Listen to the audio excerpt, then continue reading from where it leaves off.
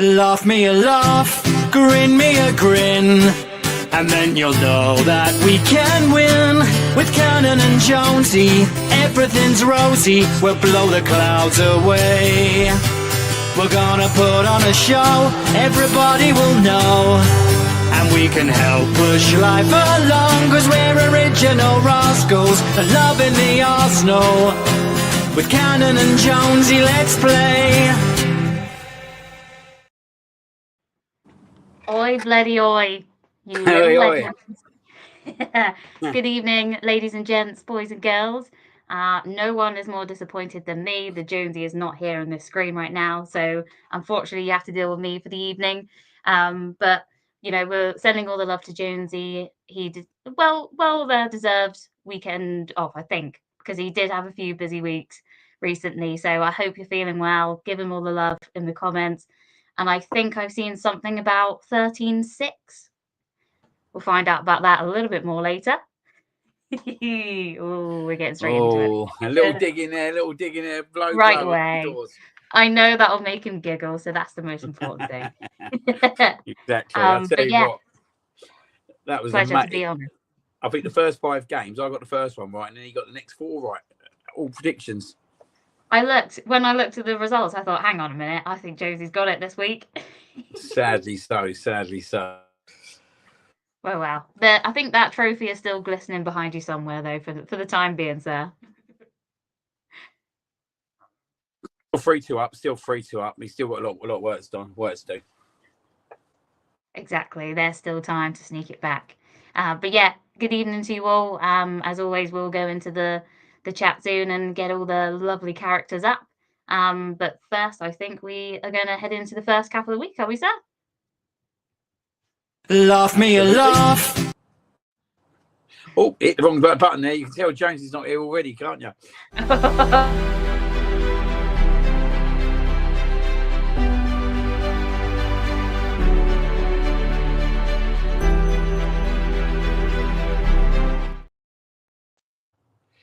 So, guys, this week we're going to be looking at a great man who obviously sadly passed away last week. In this guy, Dickie Bird. Dickie Bird was a true legend of the game. Dickie Bird wasn't just an umpire. He was the heartbeat of cricket. From Leicestershire to Yorkshire, from a steady batsman to one of the most iconic figures to ever lift a finger, he gave the sport integrity, he gave the sport humour, and he gave the sport humanity. To stand in the middle of 66 tests and 69 one-day internationals is one thing. To make the world smile while he's doing it is totally another. Lord's become his centre stage. 15 tests was his crown, but his greatest legacy was the respect he earned from players and fans alike. Who could forget that guard of honour in 1996? Tears in his eyes, yet still professional, sending Everton on his way, winning the very first over after. That was Dickie. Love for the game above all else. He wasn't just married to cricket, he embodied it. His passion, his smile, his unwavering fairness will live forever in our memories.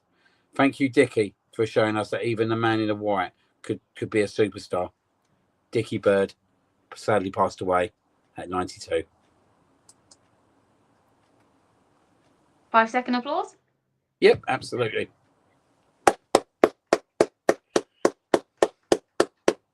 What a legend.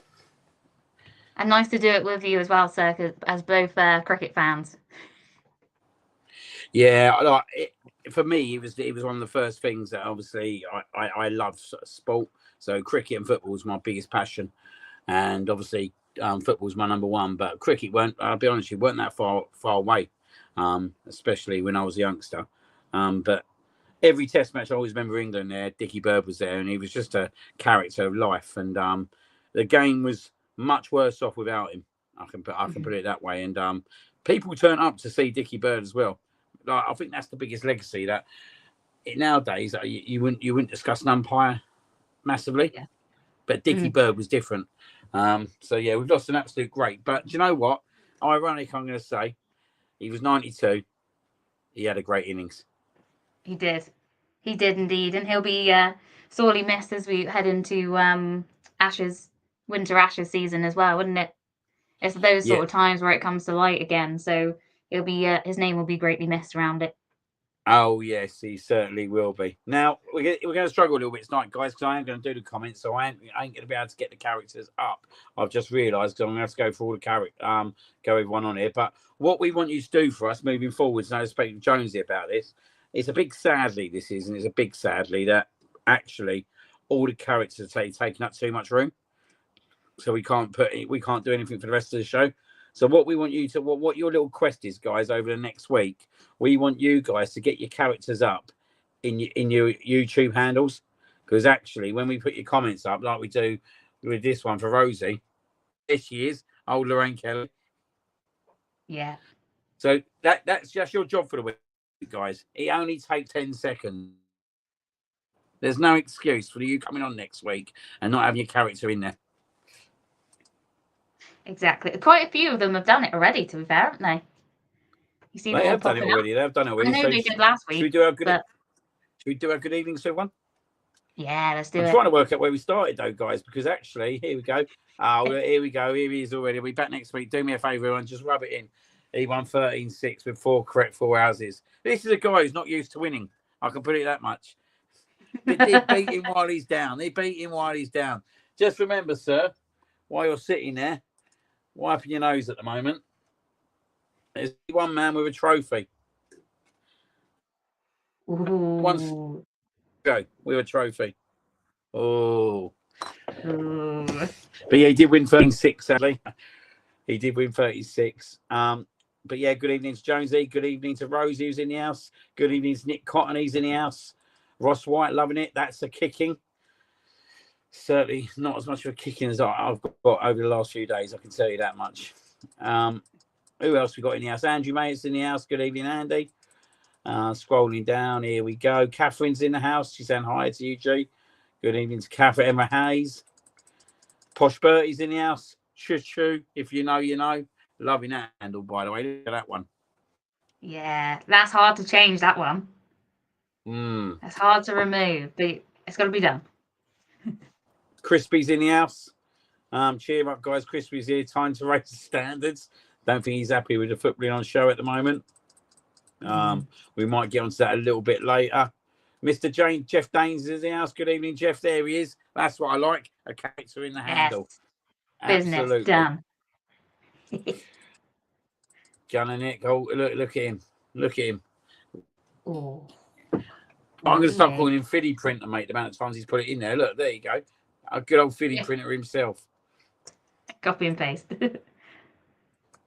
Big Show's enjoying it. Scotty's in the house. Saying Scotty looks well tonight. Or sorry, Jonesy looks well tonight.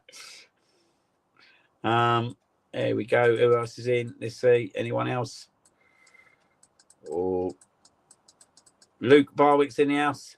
Saying Dickie Bird is cricket, full stop. Ross White saying right, rest in peace.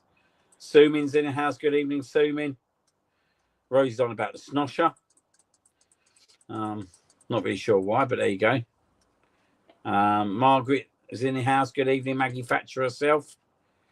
Yeah, that's a tricky one to change, to be fair. Yeah, I'm not. Yeah. You got that one in your hand, will you? Nah.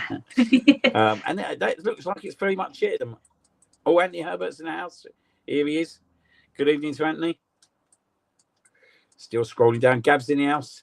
I can't change my PP Liam because mine is my CH logo.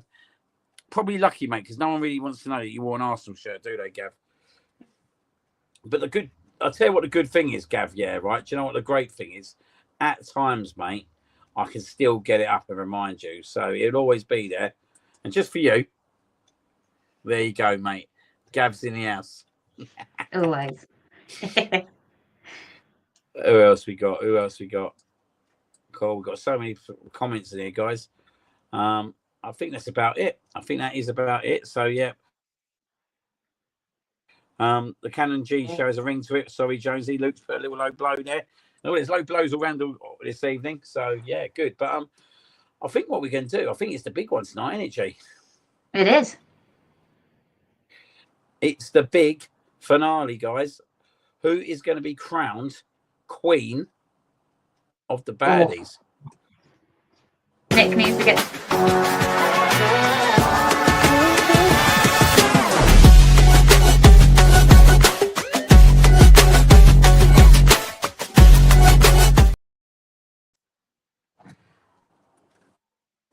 So this could go anywhere. Yeah, this is gonna be mind-boggling. So, guys, after 4 quarters, 2 semi-finals, and a final tonight, we are down to the last two fantastic ladies who have made it to the final. What's your thoughts on this, G? We've got Alessia Russo in one corner and Gabriella Howe in the other corner. If I've chose both of them, so this is going to be a struggle for me. In all fairness, they were my picks in their respective semi-finals. So yeah, it's all down to what pops into the head first, I think. And I probably shouldn't say that because I don't want to know what the rest is going to pop into their heads. But it's a sensational final, I think. I think so. Can I just ask, am I breaking up whatsoever tonight? Yeah. Cool. 1 sec, guys. 1 sec. We'll make this a little bit easier. Just a little bit here and there, really.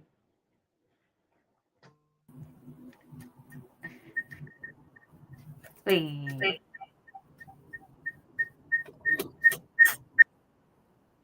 Are you back with us? Will be.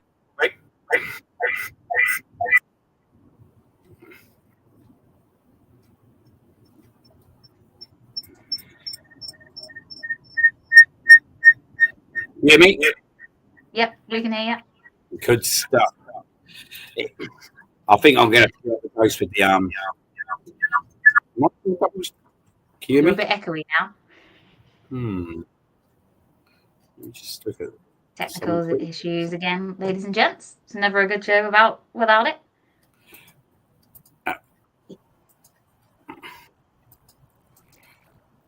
Give me 1 sec, guys. Yeah, mute the other one. Catherine always knows. Is that better? Yeah. Well, we're in. Right. Hopefully, we'll have no more technical mishaps now.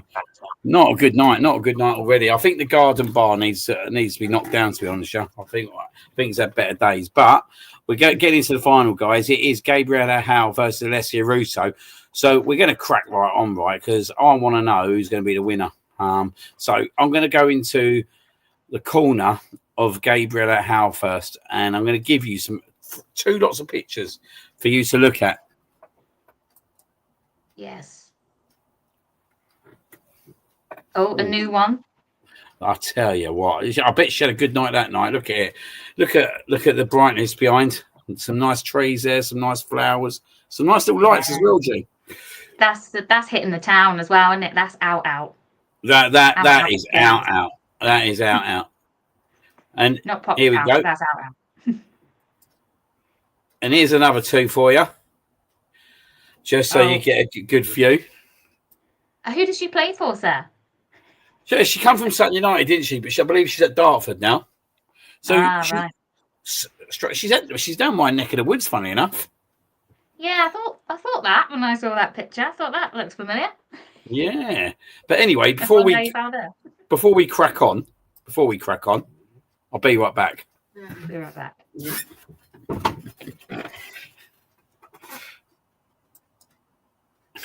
So there you go, guys. There's your first one. There is your Gabriella Howe. Please hold up with the votes because I don't want it all doubled up because we need a fair winner. So there's Gabriella Howe. Now, in the red corner is our very own Alessia Russo. Night out on the town there as well, it looks like. That's going out as well, isn't it? That is out. I reckon that's got to be that's definitely in the summer, that one, isn't it? Yeah. Yeah, that's summer bar drinks, isn't it? And a nice evening. Yeah. And if we go into the double picture, there you go. England's very own, Arsenal's very own. So yeah, there's our number 2, Alessia Russo. So one more time, guys. Number 1, Gabriella Howe.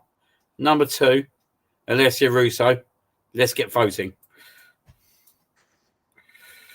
So, guys, gonna go into the chat now to obviously have a good ganders. They're bouncing in very quickly. Are they coming in very quickly? Yes. So, guys, let's have a look. All right, let's have a look here. We got Rosie's got number 2. Gunner Nick's got number 2. Chris Nick's in the house. How you doing, mate? Good to see you in here. 2-1. I just want to make sure no one's doing it because, like, I'm asking people not to double vote, and we're already getting it, Gunner Nick. Typical behaviour, that is, isn't it? Nick, it's always the Nick show. Have you noticed that? Always the Nick show. Yeah, I mean, he should be sat here, really, shouldn't he? Now, yeah. How many times do you want me to tell you? 3-1. Laura Patterson's gone. Jeff Danes 4-1. Catherine 5-1. Luke 6-1. Margaret 6-2. Jonesy 7-2. Sumin 8-2. Andrew Mayer 9-2. That's not as close as I thought it was going to be. Nah, it's a bit of a thing. I think we should be complimenting guys on both women. It's not to get any disrespectful in here. But yeah, 9-2 at the moment. I'm going to be honest, yeah. I'm going for Hal. Are you? Yeah. I'm taking my bias out of this one. Taking my bias totally out of this one. Yeah. Do you know what I think I'm going to go 1. Yeah, 9-4. Yeah, 9. Totally agree, Ross. Totally agree. So it looks like we do have our winner. Our Footballing Baddies winner of 2025, the Cannon Jonesy, is our very own Alessia Russo. So 5 seconds to Alessio. And 5 seconds to the runner-up, Gabriel Howe as well.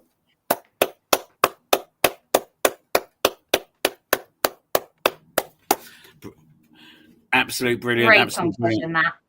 But the big news is, it ain't finished there. We're now going down to the football presenters. So at some point, Russo will be involved in a charity shield match. When whoever wins the football presenters one will face Russo in the final of that one. Big breaking news, that one, guys. So next week will be the footballers present baddies, and I'll tell you what, I've got some pictures lined up already. Will the winner of that then lead the name of it next? I think we need to change it now. I think we need to change it because at the moment Russo's obviously won it. I think Leah. Yeah, let her have her moment in the limelight. I still disagree with that one, but hey ho, it's not about me. It's about the show. So yeah, we will be changing it next week, guys, and it'll be Russo's name show at the moment. So yeah, well done to her. Good effort. This one will be a good one, Posh Bertie. Absolutely, mate. We can get that going. That we'll do the wrestling baddies. Can you imagine that? Oh, the likes of Trish Stratus in there, wouldn't you? Stacey Keebler. There'll be loads, mate. There'll be loads. Absolute great idea, that one. That will be in there at some point. A great shout. It'll be like the World Cup. Pardon? It'll be like the World Cup in the end, won't it? Everyone just goes, every category, every winner goes into one big World Cup. I'll tell you, the wrestling one would be a sensational one. But yeah, I reckon a good World Cup would be a good, wouldn't it? That's not a bad idea. Maybe we do that in the summer when the World Cup kicks in. Yeah. Yeah. Have little sections all the way through. I think so. Yeah, as Gary Nick's reminded me, 13-6, crumbled already. I bet you weren't at Ocean Beach, was you, this week, pal? Let's get ready for them pictures a little bit later. Yeah, that's right, mate. We'll see who reigns big tonight. We'll see who reigns big tonight. Oh, I can't wait. I can't wait for the on the hook tonight. It will be brilliant. Anyway, we're going to move on, guys. We're going to go into the next one, which is our Scotty question of the day.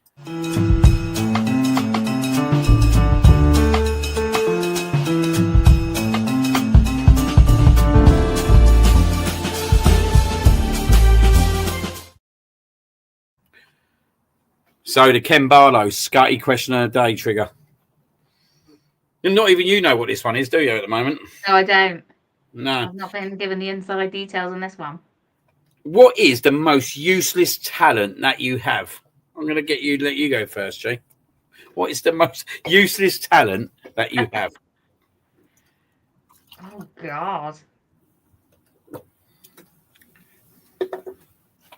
Oh, that's random as hell. I don't know. What would yours be? Creating group chats. Yeah. God, mine would probably be ignoring all the group chats. I tell you what, that's not a useless talent. That's a good talent.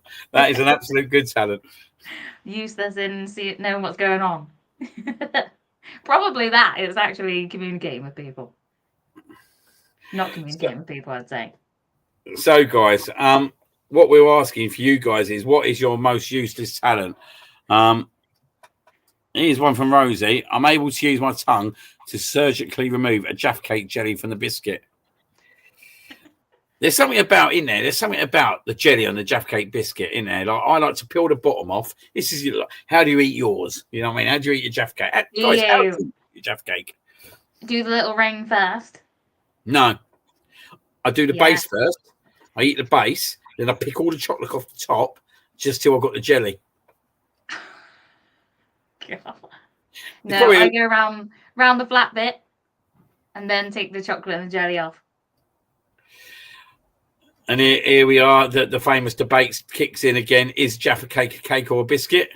Cake. But you find it down the biscuit hole. It is a cake, though, isn't it? Like, let's be honest. It is a cake. It's not crunchy. It's soft. It's been baked. It's on the bake off. It's a cake. Come on, guys. What is your most useless talent? Mine's creating groups, and then not being able to get rid of them. Here we go. Catherine's folding a bed sheet set in 3 minutes and making it look neat. I tell you, that's a good talent. That is. That's a great talent, especially the sheet. Yeah, the whole thing, but the sheet awful. I used to hate doing it. I've got to be honest, I used to absolutely hate it. Yeah. I'm able to pick up stuff with my feet. I'm gonna hold up with obviously IB for an Ocean Beach, because I've got a story about what I tried to do out there. But we'll hold up with that one, and it involves my feet. Sue means spending money. Sadly, we all have, mate. Sadly, we all have. Gunning it has to be controversial as usual. Biscuits are baked too. Andrew saying it's a biscuit. And he's also hitting a ball with a driver, but you can't use irons or putter.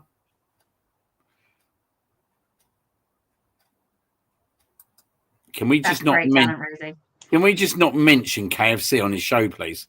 Have you got any decorum about you, Rosie, at the moment? Absolute disgraceful behaviour. Absolute disgraceful, guys. KFC will be getting mentioned later. Jonesy put a good one in. Who did? Jonesy did. So we'll have a look at that one in a minute. Can roll my tongue. What's the point in that? I can bend my legs behind my head.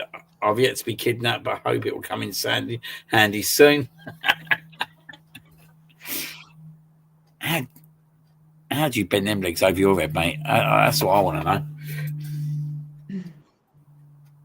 Long way. Yeah. I can get the price of mince for juice in Tesco's. I bet you can't. He's going for you today. Oh, he's nibbling. Mate, I tell you what it is, right? I tell you what it is. He's had to sit there all week and watching me, cigars in my mouth, shots, cocktails, sunshine, mixing with the celebs. I may like to add, mixing with the celebs, pictures with the celebs. Hold up, guys, you'll see it soon. That's a lot. That's a lot to take in 3 days, isn't it? To be fair. Yeah. That's a lot to take in. Well done, Charles. I like KFC, not I beef. Absolutely bang on.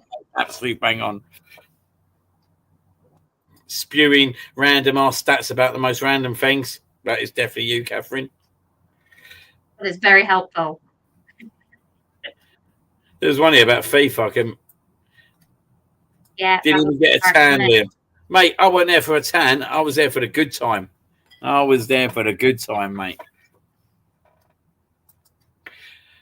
But yeah, there were some random ones there, weren't there? What's your winner? That would you have to be?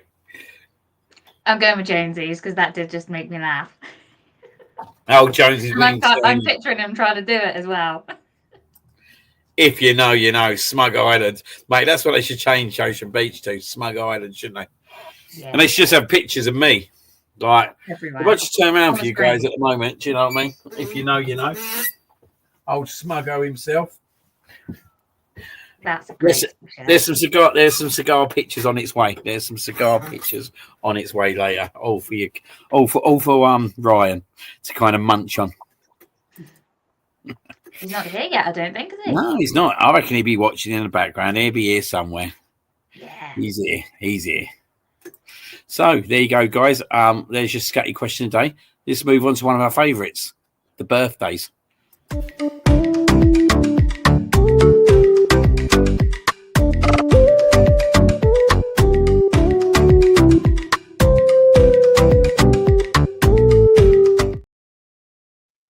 Right, so we got some big birthdays. Do you know what, Geez? I was saying we got some big birthdays.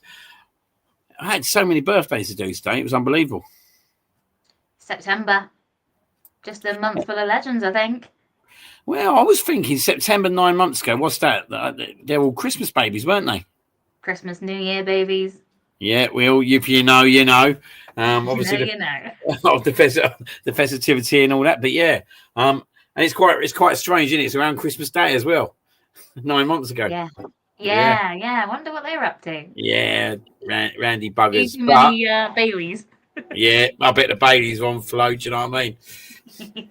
Yeah. Can't beat a Baileys at Christmas, by the way. Do you know what? Talking about Baileys, got a story about that later as well. So we'll hold up for that one. There we go. I did buy a Baileys out. I did buy a Baileys out in Ibiza, but the story will be told later why.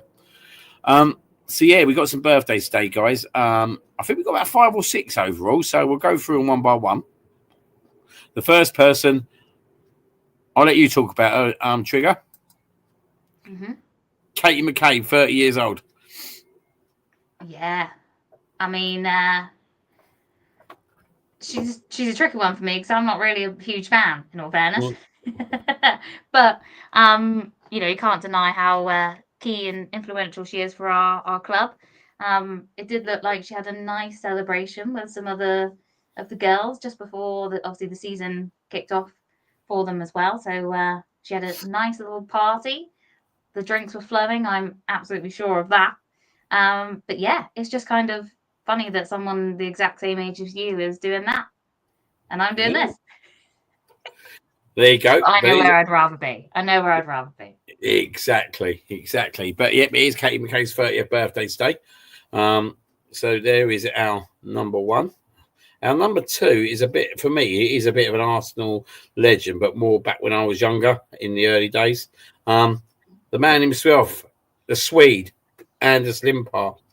So if you remember Anders Limpar, he come to Arsenal, I believe, in 1991, and obviously helped us to our first league title, which was a sensational one.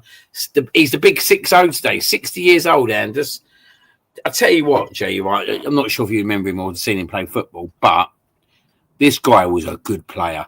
Like, this guy was an out-and-out winger, but he had magic to him as well. He could score quite a lot of goals. He would have been a good player in this era. Got no doubts about it whatsoever.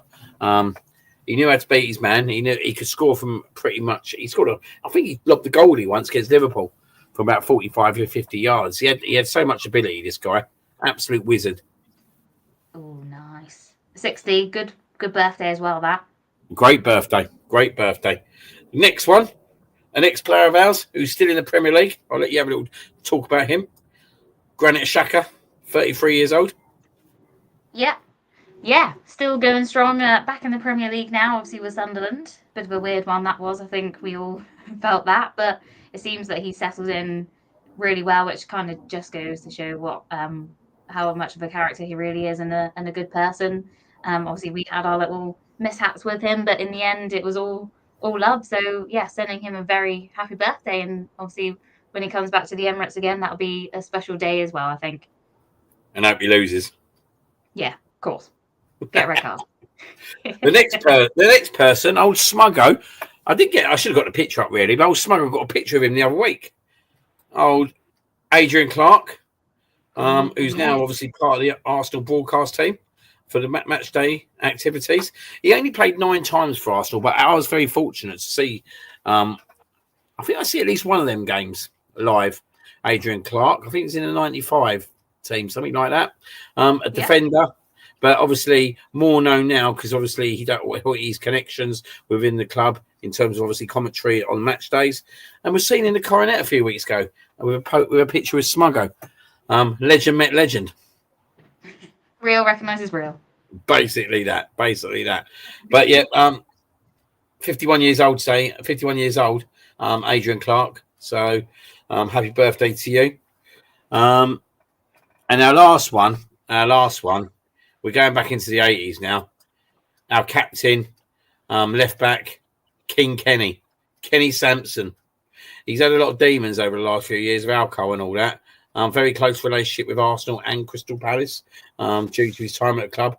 An incredible captain for us. Kept us through our League Cup success in 1986. He's 67 years old today. So, yeah. And for me as well, he was the first captain I remember lifting the trophy for Arsenal against the old Liverpool. Nick would have loved that one. But yeah, lovely stuff. 67 years old today. So obviously to all the guys, happy birthday.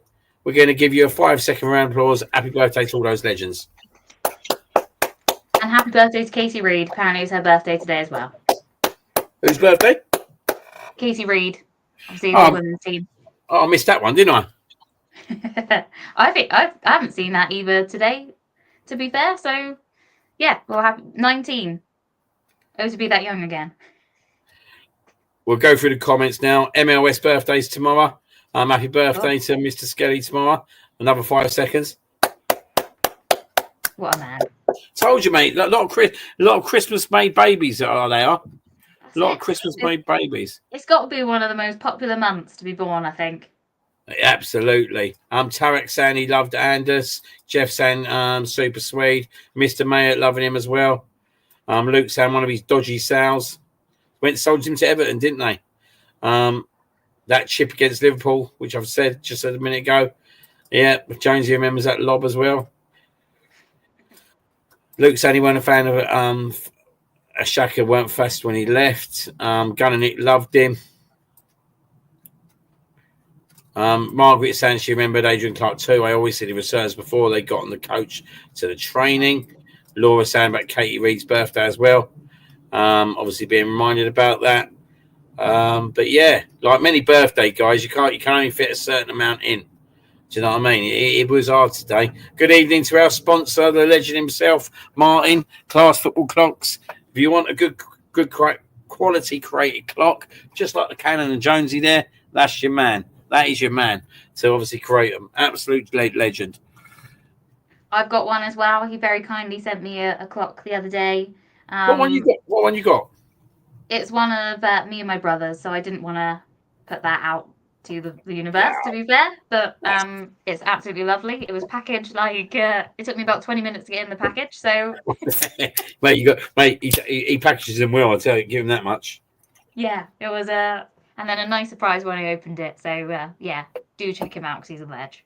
Absolutely lovely. But yeah, if you want a clock created or you want to get in contact with Martin, either give myself or G a message, or you can find him at Classic Football Clocks on Twitter, and he'll pretty much do anything for you as well. So absolute legend of a guy. So yeah. I think on that note, I think we will move on to our next segment, which I think I'm looking forward to rewarding the Cannon and Jonesy Goat of the Week.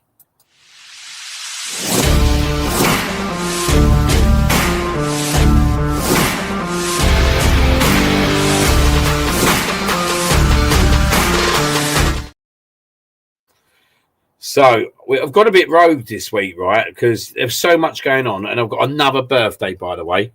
But I needed to put this guy into recognition. So we've got our first Arsenal player going into the GOAT list. Well, ex-Arsenal player. I think at some point this guy will go into. If I'm being totally honest, G, I think he will go into the capital at some point. I don't think yet, but I think at some point he will. But it's big. It was Big Per's birthday. Ooh. The legend himself, Per Mertesacker. How old do you reckon he is, G? Just guess. Oh, 44. It's quite No, good surprised. He's on only 41, but he did retire quite early, did he, from Arsenal? I was gonna say, yeah. It seems like he's been gone for a while. But yeah, I think he must have retired for about 34, 33, 34. But do you know what, right? I was thinking about this, share, right? What an absolute clubman this guy is. Like, I think we need to start putting a lot more plaudits into this guy's basket, and we need to talk about this guy a lot more. Like, this guy's taken over, yeah? The whole the youth side of things. And look what they're creating now. Your Skellies, your Waneries, your Dowmans. Yeah. Like, what a job this guy has done. And like an absolute incredible clubman got brought in on that last few days when old Arsenal had a big old panic and brought about 6 players in, including Arteta Mertesacker, quite strangely. But the guy's an absolute clubman, isn't he? Like, he's proper Arsenal through and through. Yeah.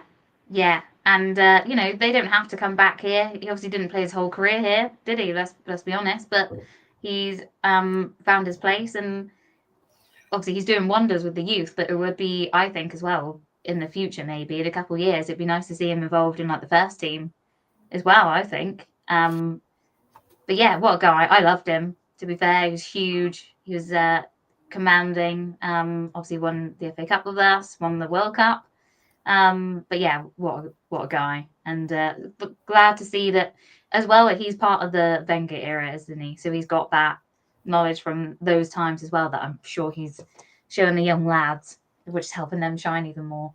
Yes, no, I totally agree. I think I think like you said, like I think it is interesting to see where he goes from here. Do you know what I mean? Will he stay in that kind of role? I can't see it being something that he would probably end his career in. But where does he go? Maybe he wants to be a director of football. Maybe he wants to go higher in that kind of stakes. Do you know what I mean? Maybe he might want to be a bit like what Edu done. I don't know. But it's an interesting one, isn't it? Because a very intelligent guy, but a guy that's doing absolute wonders at the club. And I think he doesn't get spoke about enough, if I'm being totally honest. Yeah, it's one of those, because I think it's because he's not involved in the first team. They don't highlight it as much, but you have seen him in some of the announcement videos, like, when they're walking around, you see him pop up and he's always happy to have a chat. And yeah, I think he's probably a really nice guy to have around the training ground and things like that. He's just a big German. Yeah. Absolute brilliant stuff. Gunnar Nick saying BFG quietly doing his business. Sumin saying BFG legend. Ross saying decent defender. Was done as good. He was a good leader as well. He is very good. People very down to earth. It's one of these people I actually want to get a picture with, Per Mertesacker. Do you know that? But yeah. I think I'll be like that, looking up at him, going, "You up?" Like my arm like that. But I think a great shout. He's the first Arsenal player to hit the GOAT list. So 5 seconds for Big Per Mertesacker.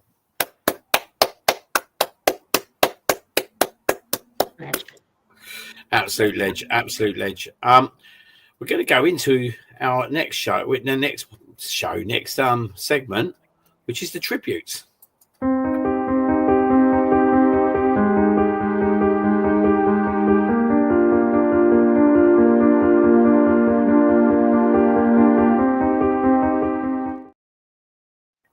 Before we actually do go into recognising another old ex-Arsenal player, I know G wanted to obviously tap on some tragic news that obviously broke out earlier on.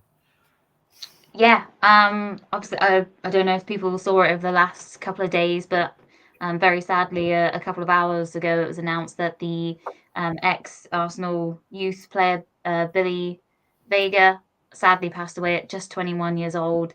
Unfortunately, he had sounds like quite a bad head injury while playing in the non-league for Chichester, and unfortunately something that he had some surgery on, I read, which was doing well, but I don't think the actual impact of the injury was way worse. And unfortunately, he sadly passed away, which is just absolutely awful news. You know, there's no age whatsoever.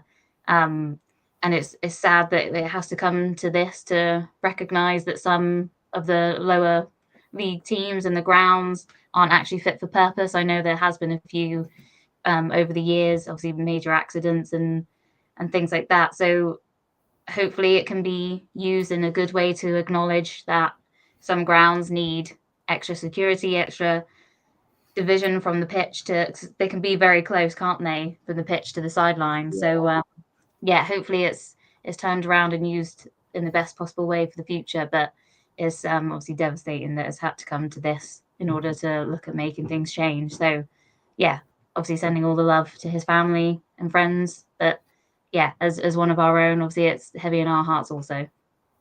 It's quite strange. I think he played for the Lose. I was literally outside the stadium 2 weeks ago for the wedding. Literally outside the stadium. Wow. Yeah. But like you said, absolute tragic. No one deserves to go to work to do a job and not go back home to their family. And it's just absolute heartbreaking. And like, I hope following this, this is now reviewed, because let's be honest, it's absolutely unacceptable. Absolutely unacceptable on every level. And not only have we lost a football player, and we've lost someone that's come through our ranks, a family's lost their son. Might be a brother, sister. Do you know what I mean? It's absolutely tragic, and obviously our heart goes out to the family, all the family that's involved, and yeah, we just send our condolences. It's just absolute awful news to hear. So we'll do a 5-second silence.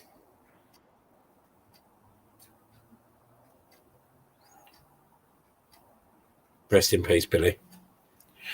On that note, we're going to go on to pay our tribute. So our tribute today, we've obviously found another Arsenal player. Sadly, this Arsenal player only passed away last year on the 20th of December 2024. His name was George Eastham. He was born in 1936 on the 23rd of September, so it would have been his birthday this week. As I said, he passed away on the 20th of December 2024, aged 88. He had a career that obviously involved being at Arsenal, but also Newcastle United. Only played for the England under 23 teams as well. So, yeah, let me just get up, George. Another great picture, seeing our players. Look at the shirts back in them days, G, by the way. Look at the collar. Big old collar, isn't it? Yeah, that's a business collar, that. And it's quite ironic, isn't it, that this has come George Eastham as an Arsenal Newcastle player. And actually, we got Newcastle this weekend. Yeah. Sometimes in life, that sort of thing does happen, doesn't it? At the right time. Yeah, so we'll keep him in our thoughts at the weekend for sure. Yeah, absolutely. I'll be honest with you, me and Jonesy were talking about this, and it's fast becoming one of our favourite segments. Recognising and seeing the old players. Now, George, he had 223 appearances and scored 31 goals for the Arsenal. So, contributed quite a lot to the club. So we'll give George a 5-second round of applause and rest in peace. Rest in peace, George.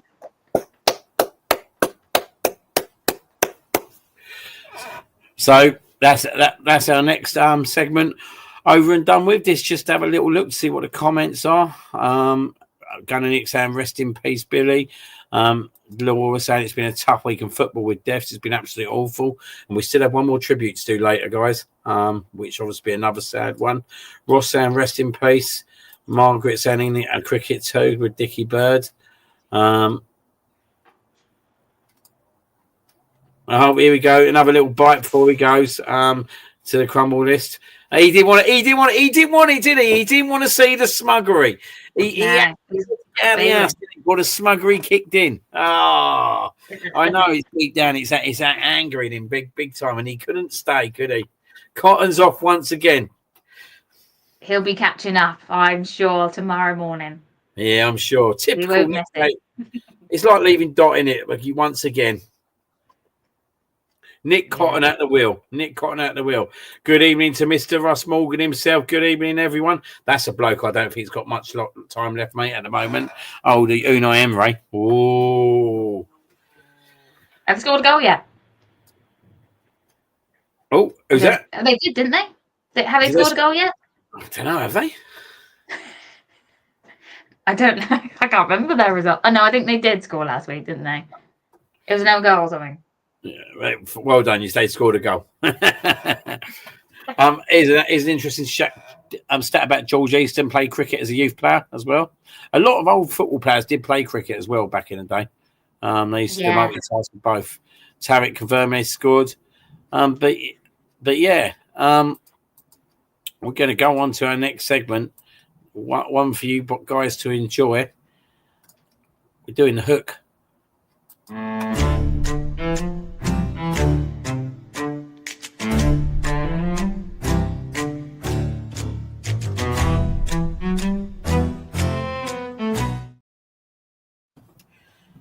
So yeah, Sunday night or Sunday afternoon was it, sir? You took a little trip away up in the sky and landed in Ocean Beach, straight on it. Just I'm sure you went straight on it. Just a few days. Funny enough, I went on it from the moment I got in the car. So 6 beers come out of the fridge. Airport pint as well. Oh, we had the airport pint as well. Yeah, we had the airport pint as always. And then on the plane as well, the ciders were flowing. I tell you what, I found a new cider. Funny enough, Thatcher's Blood Orange. Oh, I enjoyed that. I've got to be honest, yeah. Oh yeah, that's a thing. Obviously, it's Somerset, but you see that a lot down in my way. Yeah, I've got to be honest. That was nice. The blood orange that got me happy. It got me happy. But yeah, you obviously came back yesterday, so a nice couple of days out in the sunshine. So I just want to go through and hear some cracking stories. I'm sure there's plenty. We'll see some pictures as well. But I've got a nice couple of questions so the viewers can basically get into their mind and know what you were up to the whole time. Absolutely.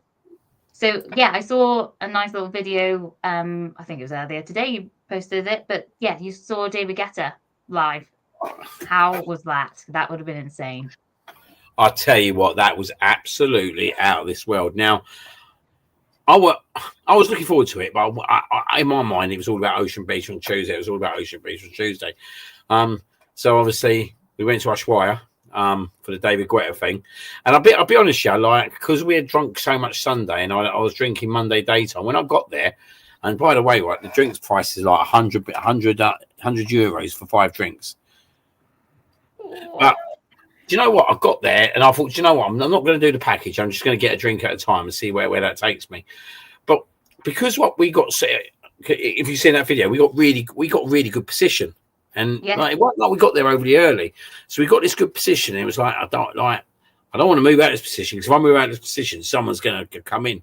So I didn't really drink that much in there, if I'm being totally honest. I had a drink right at the start and a drink right at the end. But I just enjoyed the event. And do you know what? I was glad I didn't drink, because sometimes when you get on it, you don't really remember it as much. Do you know what I mean? For what it should be. Yeah. Yeah. But he was absolutely amazing. Absolutely amazing. What a legend he is. And he needs to go in my cap soon, to be honest. Yeah.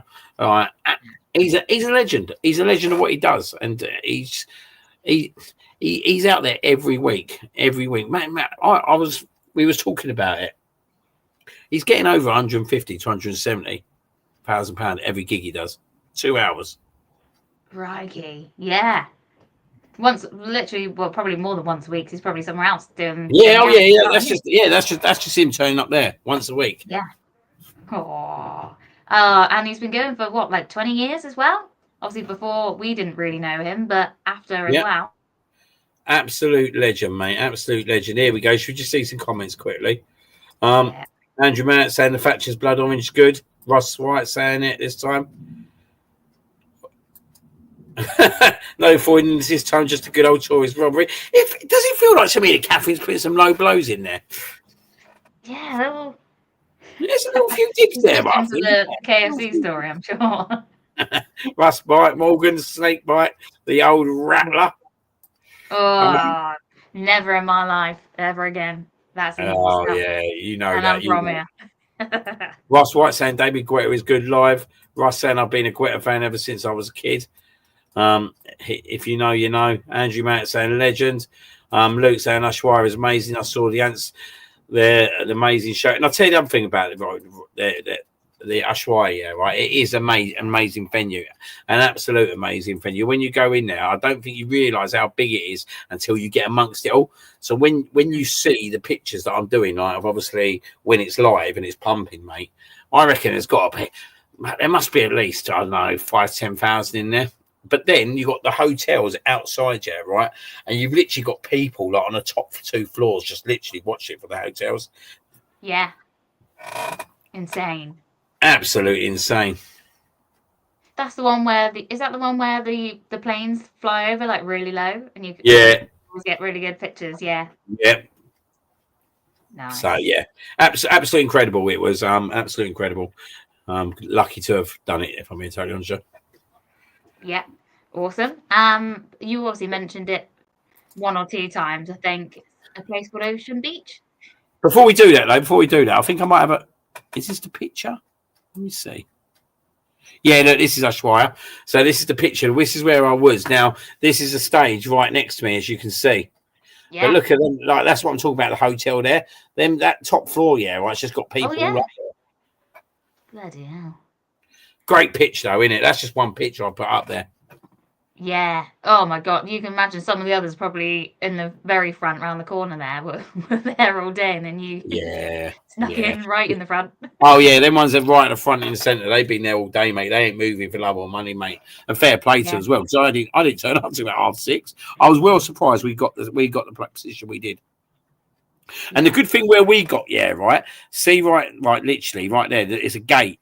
So when all the dance girls come in and come out, they come right past us. Yeah. I'll tell you what, that was an eye opener. Literally. Literally, mate. Literally.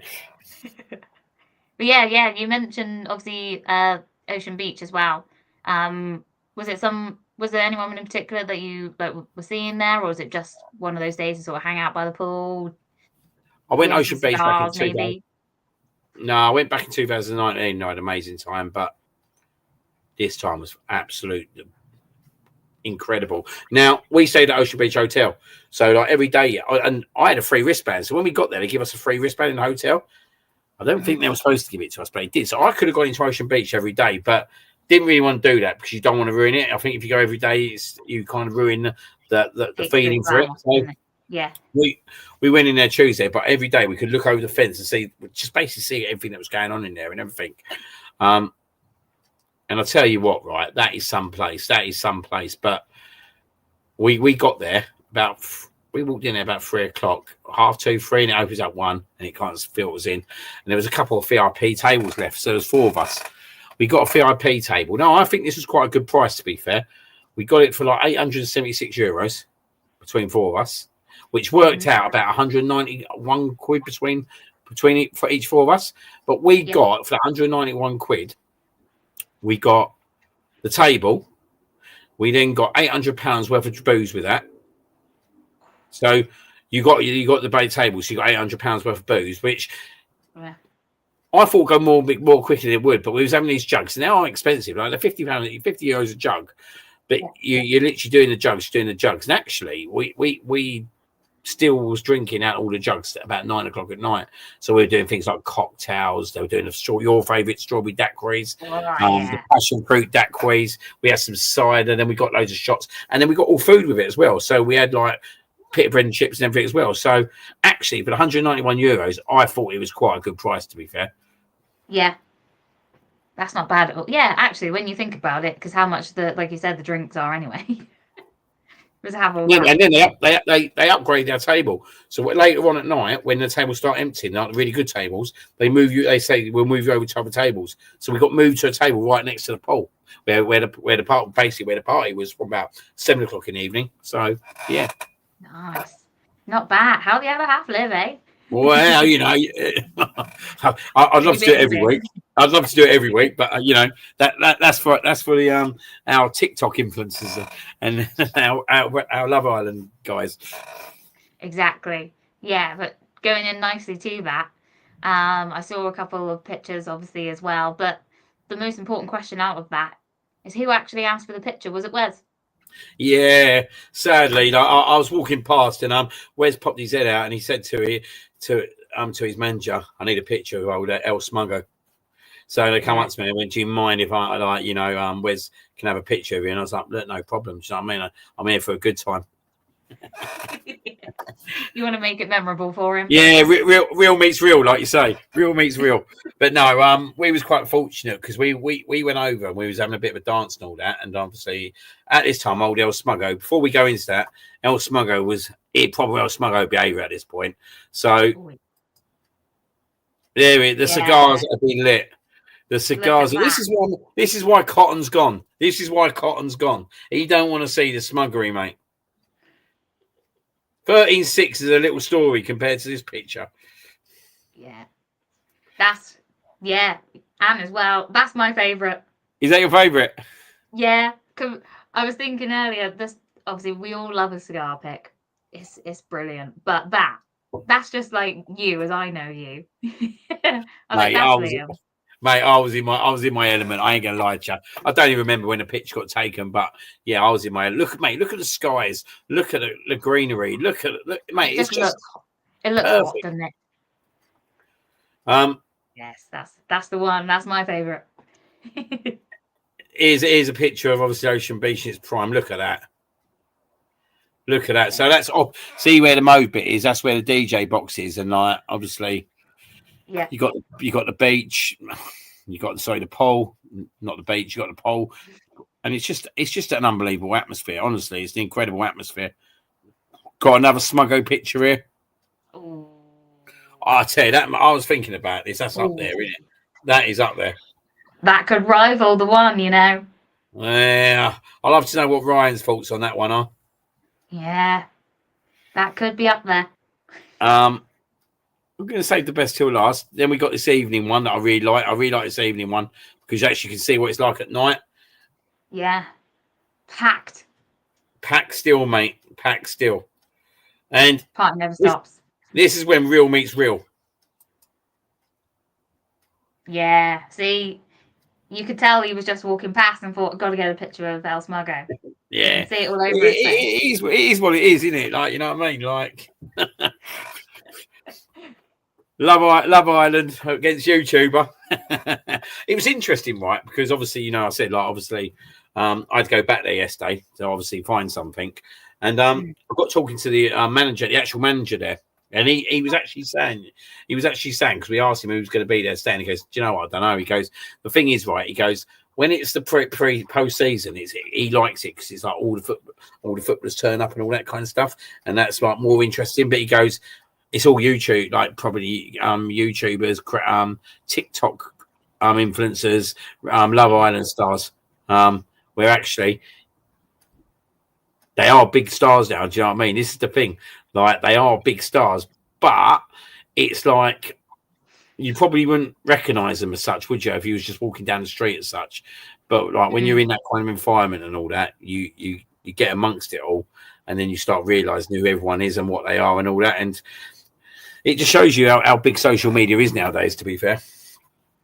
Yeah, exactly. Because he's a DJ and all now, or singer or something as well. Yeah, he's a musician now as well. So, Live Island turned musician. And then it turned out the next day we was in the hotel. He was in the same hotel as us. So we met another guy. I didn't put the picture up as it goes. I should have done. He's part of all them, a.k.a. Duff. Following me now on Instagram as well, may like to add. Oh, yeah. mixing with the big cheeses, isn't I? Yeah. You'll forget that soon. But that, mate, they live a big life, mate. They live a busy life. Like they were heading out to Craig Davies yesterday.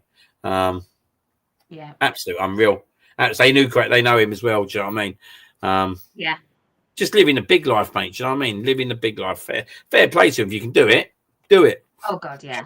Life's for living, isn't it? At the end of the day, you gotta make the most out of what you got. Let's have a look at some more questions. Andrew saying I would have slipped over and fallen in. Rosie saying brilliant picture. Russ saying, did you actually go out in the sun, Liam? Mate, I was mixing, mate. Do you know what I mean? Sometimes I'm in the sun, sometimes I'm out in the sun. It depends whether I'm getting pulled in or out, mate. It depends whether I'm getting pulled in or out. It's a Smuggo life. Who wants a picture of them next? Yeah, exactly. Tarek, that place looks like somewhere old Masood would be on his element. Old Masood would love it in there, mate. He'd definitely find his Jane Bill in there. You don't go out to Ibiza for the sun. Do you know what? People don't go out to Ibiza for the sun. Really, do they? No. Roseanne, Ron's still fuming over you winning the first time. Oh, Rosie, if she knows. Oh, I forgot to. I should have got the picture up. So when I was out there as well, first night, Mr. Barwick was out there. Yeah. We was in a place called Shenanigans, right? So good place, right? But we ended up going in this karaoke bar first and foremost, yeah, right? Because actually they wheeled us in with free drinks. The place was bloody empty. There was no one in there. We got up. I done a bit of the old "Don't Look Back in Anger" and everything. No word lie. Started filling up after that, didn't it? They heard that voice and thought, we got to get in there. I kept my phone. Yeah, I told him how much I love Love Island. I watched it every episode, especially the one that he was in. Martin, that's when it was last good. Pun? That's when it was last good. Yeah, probably was, to be fair. Prime Smuggery there, pal, he's saying. Luke, a lot of shenanigans that night. There was a lot of shenanigans that night. Ended up going to another place, yeah, right. Well, good deal the geezer done. He done €15. We got two doubles, 2 shots, and I think something else. Oh, it might be just 2 doubles, 2 shots, but €15, happy days. Yeah, you still take that all day long. Yeah, and that ended up being a fateful night, and we'll talk about that a little bit later because the KFC. Yeah, moving on as well. Next question for you. Kevin and Perry and Amnesia.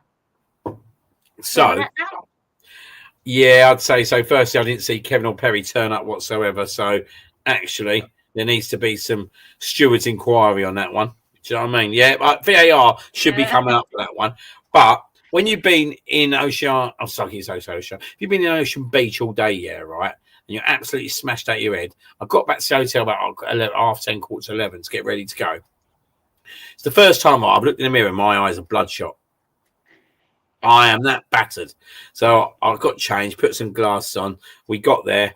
All I can say is, right, is Amnesia is a massive place, like a massive club, like absolute massive. I've been there once before, but I'll tell you what really disappointed me was it was overcrowded. It was so busy that you just couldn't move, and it could kick off at any minute because people just like steam through you and everything. It's just uncomfortable. Do you know what I mean? And I don't mind a good gig. I don't mind going to a nightclub and all that kind of stuff. Been used to it in the past, but yeah, that's just something else. That was something else. I do have one picture that I've kept outside. I didn't bother showing it inside. That was the queue to get in there. Yeah. You can tell, can't you? It's going to be carnage. Yeah, it was hard work. So we left there about 3:30, 4 o'clock.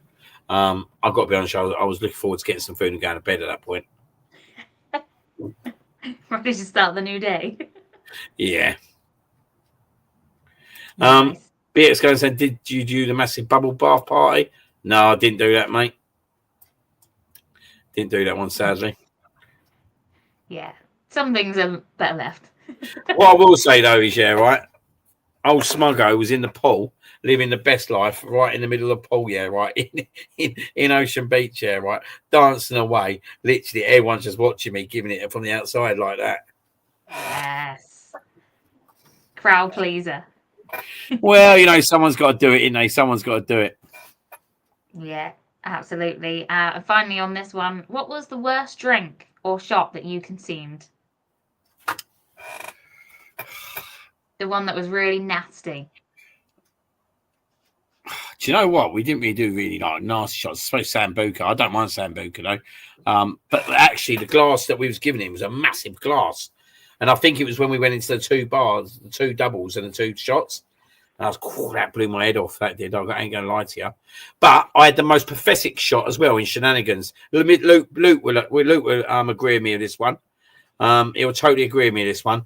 So Lloyd, obviously Sarah's cousin, who come with us, he got sucked in, basically. He got sucked into the old shot girl, didn't he? He paid like €35 for like 6 or 7 shots, maybe 35 euros. It was the most watered down, pathetic Jaeger I've ever had in my life. And I just thought, mate, they do it. It was that bad. I'm waiting for Luke to comment on it, mate. It was that bad. And I was like, there's no way I'm getting under that in, mate. It literally was about that big as well. That big. No, you can't go cheap with it. You've got to go proper, haven't you? When I want a Jaeger, I want a proper Jaeger. Here we go. Massive rip-off, watered down crap. Yeah, it was pathetic. That's the most pathetic shot I had out there. Nice. Yeah. €35 as well. Christ. They know what they're doing. Yeah, she knows exactly what she's doing. Pretend to be your best mate. And really, don't like you really. Reel you in, just basically give you a tiny splash and then a bit of water. Yeah, exactly. You know how it goes.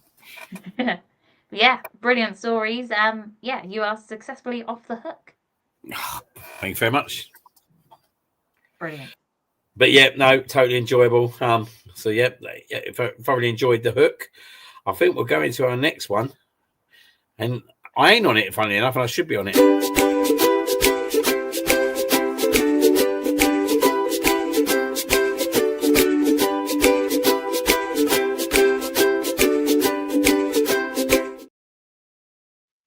So, crumble of the week. Smuggo should be up there, to be fair. But do you know what? It's not about me, is it? It's about Jonesy winning. It is. It's about Jonesy winning. It hasn't happened often, so we've got to give him some glory. He ain't got one of them at the moment, I may like to add. He ain't got one of them. Long way to go yet. long way to go, exactly. But actually, crumble of the week, yeah, right. And I fear for this team now, if I'm being honest with you, Trigger. Wolverhampton. Yeah. I mean, that's a relegation scrap in itself, isn't it? But then to come away from being 1-0 up in the first 10 minutes and crumble at home and lose 3-1 is that's a shocker. Yeah, it's an absolute shocker, and it's a crumble for me. It's a crumble, and I think they're in big trouble this year. I think we might see Wolves go out this year. Yeah, because this is the thing. They seem to have decent players. They get pinched, and then they sign people that you have no idea who they are.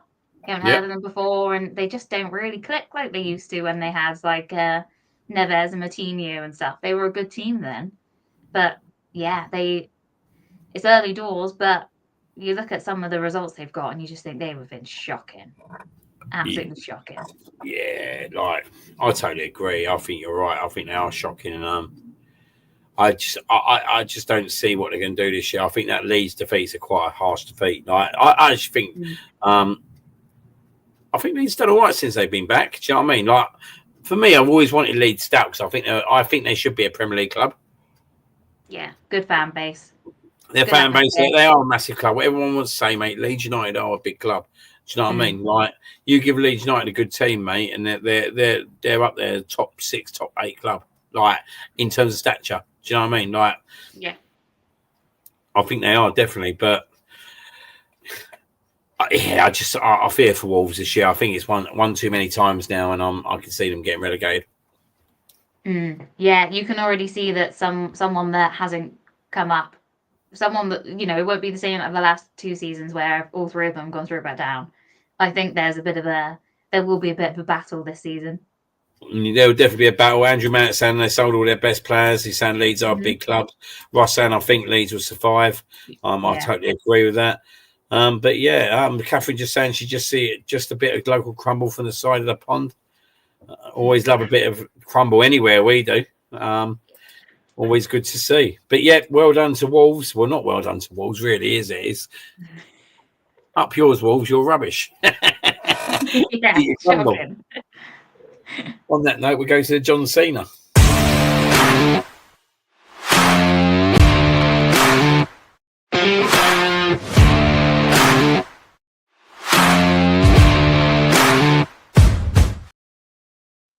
So the John Cena Hush Your Gums of the week. This week, G, we're going to go with Pep Guardiola.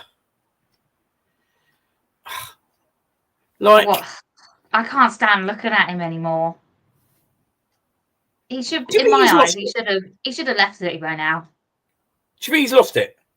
Yeah, I do. I think he's definitely someone also that, not to bring it too much into Arsenal, but we get hassled for anything any one of our staff members do. But it's all right for him to go kick a seat, or what gets me is when they're like 4-0 up, and then he'll be screaming like they're losing 4-0 at players. It's like, get a grip of yourself. I think he definitely acts up for the camera. And I think he has actually lost his marbles. Yeah, I just listened a long time ago, not just now. I think he's the last couple of seasons. I used to think, yeah, he's changed, but now actually he's changed football for the worse. It's painful. His teams are painful to watch now, and it's influenced the rest of the league, unfortunately. And I think it's time for him to get on his bike. I ain't gonna disagree with you. I just think I haven't seen the game yet. I am going to watch the Man City game back probably tomorrow because between us, Sarah's going away with the kids for a few days, so I'm going to have a little bit of spare time. So I am going to watch the game back tomorrow. I haven't seen it, and seeing Mr. Posh Bertie was impressed by the performance. But we'll go on to that a little bit later, Mr. Bertie, because I think you enjoyed the old wet wipe of the week. But I just listened to a guy right who comes out with loads of crappy excuses. I remember when they were buying fullbacks after fullbacks and spending big money and buying 2 big fullbacks where no one else had money. So, yeah, it's flipped on the other side. But at the end of the day, there's a reason why you got 115 charges. You ain't been giving it for no reason. And you keep going on about everyone else. But at the end of the day, mate, you need to do the business, don't you, really? Like, let's be honest, they bought an absolute superb goalkeeper. In Donnarumma, they've got the well. I say they've got the players. They still got top quality players in their team, but I just feel that actually they've lost their way. Where actually players at one point would only go to City, where I think now players don't really want to go to City as much. And I'm not sure that's because they got the 115 hanging over them, but I think they're a little bit of a mismatch of a team now. If I'm being totally honest. Yeah, it's one of those where they used to sign names, and they still have this summer, obviously, with some of the others they've brought in. But then you think of is he from Kazakhstan or somewhere like that? The Kushinov or something? Yeah. I mean, he looks brilliant, but who even is he in the nicest way? But you don't hear them bringing in massive names anymore or stealing from the Premier League either, do you? They seem to just be, they're quite strange signings, and they're just, in some ways they're only clicking because you've got the likes of Haaland up front and an easy ball in, he's used to it, but they haven't been excited to watch for years, and it's just, it's one of those that I see them more as they want to buy certain players because they'll push them on in a year's time or something, not because they want players to grow there. It is an interesting one. It is totally interesting. I think you're totally right. It seems that they're buying players now, but they weren't the players that were going there 5-10 years ago. Do you know what I mean? Like the big names, and even when you look at I would have thought they'd have gone in for someone like Eze. If I'm being totally honest, I think it'd have been a total right person to go in for instead of Kevin De Bruyne. And I think a few years ago, Man City would have made that move, but nothing. Absolutely nothing. They've lost that big time. I think that's a huge difference for them. And I haven't seen the performance yet, and I don't want to really say too much because actually I need to watch it back. But if I hear right that Man City went with a back five and just tried to sit on a defensive lead, that is totally unlike Pep Guardiola. What the hell is going on if that is the case? Do you know what I mean? Unbelievable. But we'll go into a little bit later because I was quite intrigued by Mikel Arteta's comments, but we'll hold up with that one. Good evening to Mr. Ben Bennett. Good to see you on, mate. Absolute legend of a guy. He was saying that get rid of Wolves got a shit away end as well. Oh yeah, never understand that. Well, there's a bit of needle going in between old Laura and Rosie at the moment. Rosie's little feathers being ruffled a little bit, I see. I always love it. Always love a little debate in the background, but yeah, I think Pep Guardiola Hush your gums, mate. Be quiet. You are this week's John Cena. You can't see me. I don't think you see Brock Lesnar either the other day, but there you go. Now, on to our always the enjoyable one. Putting someone in for the see you next Tuesday of the week. Who's gonna be this week? Just go and find out.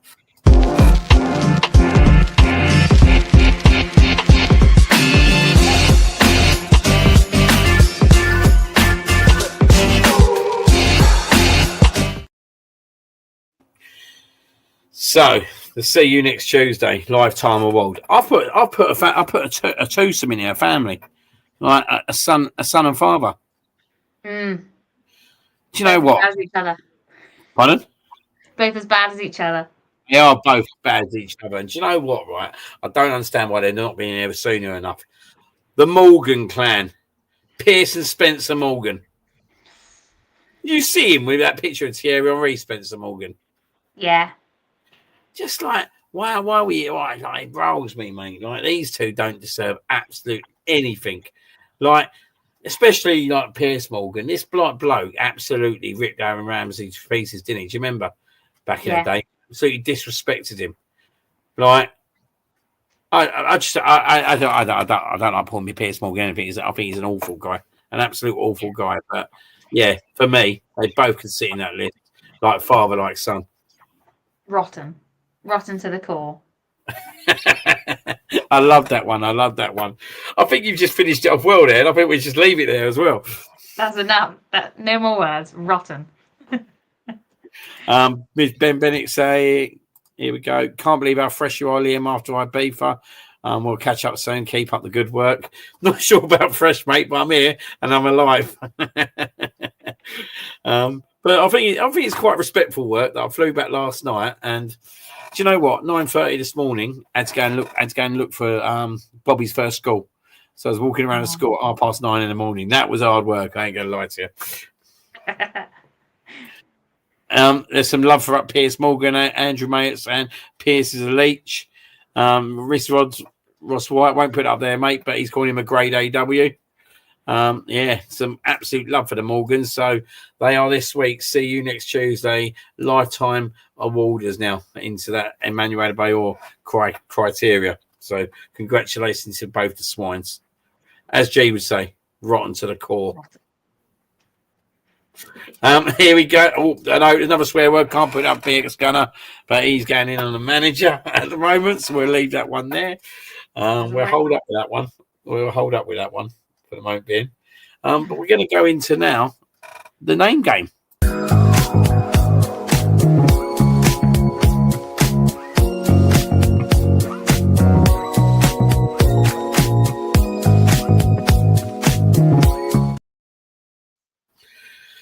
So this week, guys, gone for a bit of a interesting one. And I'll tell you why I've gone for it, right? When I was out in old Ibiza, they were talking about like celebs going out and about, and one of them was talking about Ben Gaffney, and they were saying what a bit of a seedy bastard he is. And I was thinking at that point, that'd be a good one for the name game. So, guys, this week we want your most seediest bastards around. Who are the ones that you think are the proper seeds? I'm interested to see about this because I reckon it could get quite brutal. So let's fire away, guys. Yes. First one, and there was me. That's one of my brain. In his establishment, Wayne Lineker.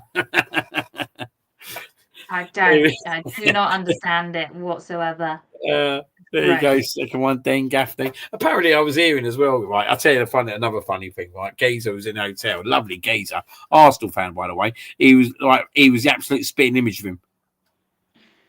And he goes, the amount of people that come up to him, mate. But actually, he was a nice guy, mate. Rosie saying Paul Hollywood. Yeah, I see that. Greg Wallace. And the other one. John, whatever he's called. Jamie Carragher. Ross White, Keir Starmer. They're all going in. Matthew Kelly. Oh, Jesus. Do you remember Matthew Kelly? Not a clue. The star in your eyes. Tonight, Matthew. Old Posh Bertie's right going on the manager's night. He's giving it to Mikel Arteta. John Terrose. Yeah, I'm with you on that. Pedro Pascal. John Terrode again. Vernon Kay. I see Vernon Kay live in Birmingham for a work thing. He was a DJ. DJ. Yeah, he was a DJ. Yeah. Anyone that's on like radio too. How do they all get the radio gigs? Dr. Fox. Rosie hates everyone. Yeah, you've definitely shown your age there, mate. You've definitely shown your age there. To be fair, you look old in your picture there as well. Jeremy Kyle, here's a good one. Yeah. Chris North, sorry. Cycling Mikey, he's just a weapon, mate. Oh God, yeah, I got one. I don't know if anyone's ever seen it, but it's the guy that records himself playing football, and all he ever does. So he's got obviously like the ref cam thing, and all he ever does is just go ref, and when he gets like flicked, and he's like all the comments just kill him every time. Well, I don't know why he bothers doing it. Honestly. Yeah, Morgan's... So penalty, and you're like, mate, have you never kicked a football before? I'm surprised we had some YouTubers on there. I thought we'd be going down there. We had Morgan, Saville, Schofield. Who else we got? Barrymore. Yeah, he does stuff on TikTok now, doesn't he? It's really creepy. What about Barrymore? He must be in his 70s now, Barrymore, must he? He comes down. He's always down in Cornwall. It's like, oh, please leave. Wicked Wonder. They're all rolling in here. They're all rolling in. I knew this would be a good one. Gary Glitter. Paris. Oh, here we go. Now we're kicking in. Now we're kicking into a Angry Ginge. Oh, we love Angry Ginge. George Gadaway. Donald Trump. I'm surprised old Vince ain't gone, and Vince McMahon ain't gone on there yet. Alvin Stardust. Jim Davidson. It's only a game, so you better believe I'm right. Bit of big break that was. I'm gonna be snookering you tonight. But there you go. I'm gonna let you choose the winner, G. Oh, it's got to be Rosie anyway. She's definitely won. Let me have a look. Where was it again? I'm going to go Vernon Kay. Are you going to go Vernon Kay? Yeah, I am. Yeah, because I see that. Yeah. We've got Jeremy Hunt in there. We've got Harris. We've got Rishi. We've got Roy Chubby Brown. Anyway, on that note, guys, let's clear this one up. We'll be going into night.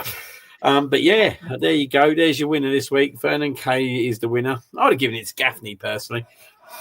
Yeah, but we were talking about that, weren't we? And then that was a one that she threw in. I thought, yeah. Yeah. Do you know what, though? I'd have put Wellard in there as well. Oh, poor little Wellard. Right, let's move on to our next segment.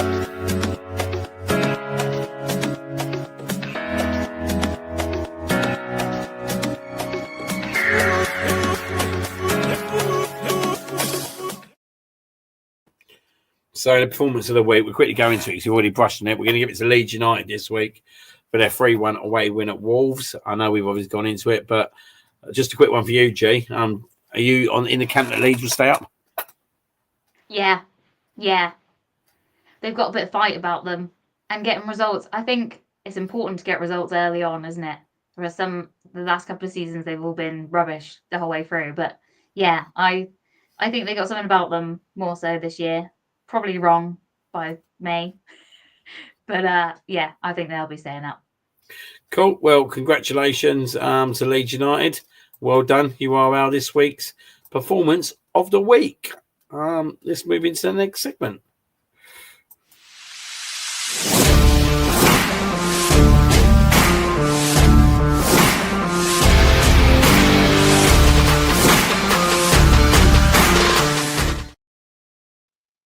So, guys, it's all about you. It's all about who's been pissing you off in the world this week. Who is going to win our winner? Who's going to be the winner this week of the Chris Jericho? You just made the list. Go on, guys. Start cracking away. Let us know who's on your porridge list this week. Anyone for you, G, this week? UEFA. Oh! Ballon d'Or. I don't know what they did wrong. Didn't they just give it to the best woman? Did they though? Did they though? Oh, here we go. Here it comes. Yes. They're on my side. The girls are on my side. I think Chris Nick's got a good point there. Kay beats Savon Glitter for seedy behaviour only this show.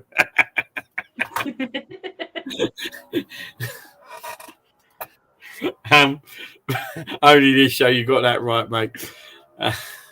He's beaten some absolute weapons, isn't he? Let's be fair. Yeah. Catherine's put the journos on there for the fight for Bomati. Catherine has gone straight in on UEFA. Sumi's gaining on Barcelona. Laura Pat, I think this is an out-and-out winner already. I think we should close it up, really. Alexia has had a better season than Bomati. I would have not have flown as much if Alexia won it because she did more than Bomati. Bomati was injured. But yeah. Or whoever came second. Who comes second? Caldente came second and Russo came third. Interesting. I've got my own theory on it. Yeah, I was talking about this earlier on.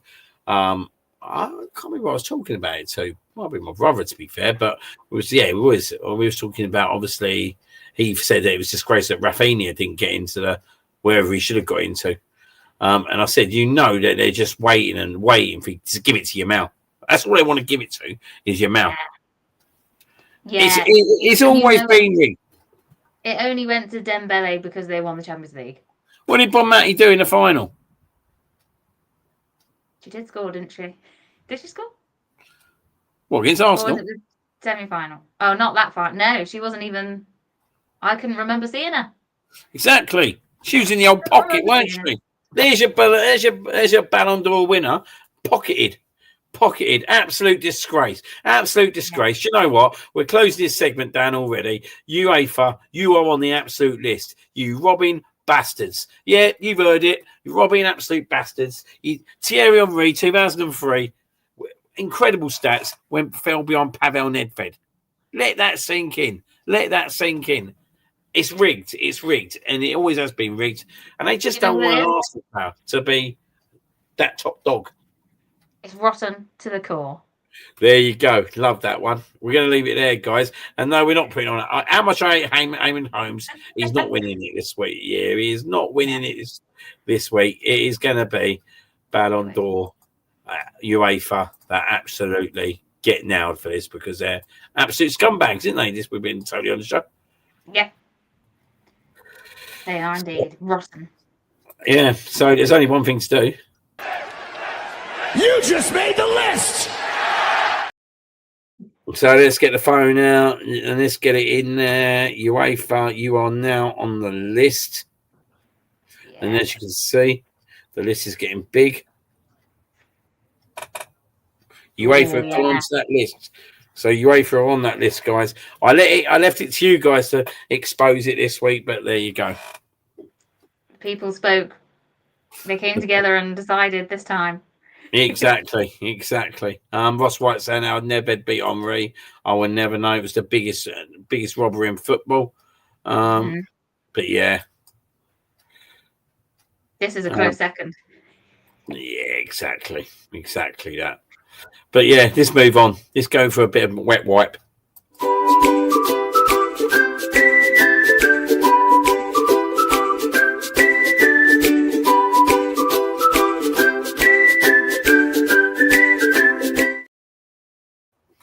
Probably going to get shot for this one, G. I don't know. I think the people will be with you. 2 times in 3 weeks now he's going on there. Mikel Arteta. I'm sorry, Mikel. I'm really, really sorry. But when I'm on my way to the airport, thinking about the good times I'm going to have in IB, I'm absolutely gutted I'm not at Emirates for Arsenal Man City. It gets to 3:15, and I look at that selection. I think, what the fuck are you doing? Like, what are you doing? What are you doing? Like, let me just put this in a very easy context. Trossard is a good player to come off the bench. What he did last night against Port Vale is what he's good at. I just don't get it no more, G, if I'm being totally honest. We go and buy Eze at peak of his prime for nearly £670 million. We play Manchester City and he's on the bench. Yeah. It makes no sense. Sorry. Even more so, Odegaard is injured. So the number 10 is free. And he's still not playing. This is wet white behaviour. I'm sorry, it's wet white behaviour. Like, you're playing players that are not going to get you over the line. I'm sorry to say, they're not going to get you over the line. Mikel Merino is not going to get you over the line. I'll tell you what Mikel Merino is. He's a good false nine. He's a good false nine who give us another option in games if and when needed. But this Declan Rice, Zubimendi, and Mourinho, when is it going to finish? Because I think we're going to go to Newcastle Sunday, and I bet he does the same thing again. Yeah, I think he is. I think he will. Because, again, that's a tricky place to go. I hate going up there for those games, so I'm not looking forward to Sunday. But I can see it. I can sense it. I can see it. Yeah. And we'll all be in the same position on Sunday afternoon, I'm sure. I had to get the man in himself, Mr. Posh Bertie, saying he attacks attacking football, not ambition, whatever. What concerns me is, right, now don't get me wrong. I see John Cross was there in that interview. And let's be honest, right? Let's be honest. I don't like John Cross. He's on my see you next Tuesday. So I kind of got it a little bit. But I'm sorry, Mikel. I disagree with you totally when you sit there and you're going on about the goalkeeper being the most attacking goalkeeper. The goalkeeper won't put the ball in the back of the net, mate. Yeah, you might be able to put a through ball pass through to someone in the middle, but he won't put the ball in the back of the net. Like, just do the basics right. Do you know what I mean? No one else will play Man City and pick that lineup.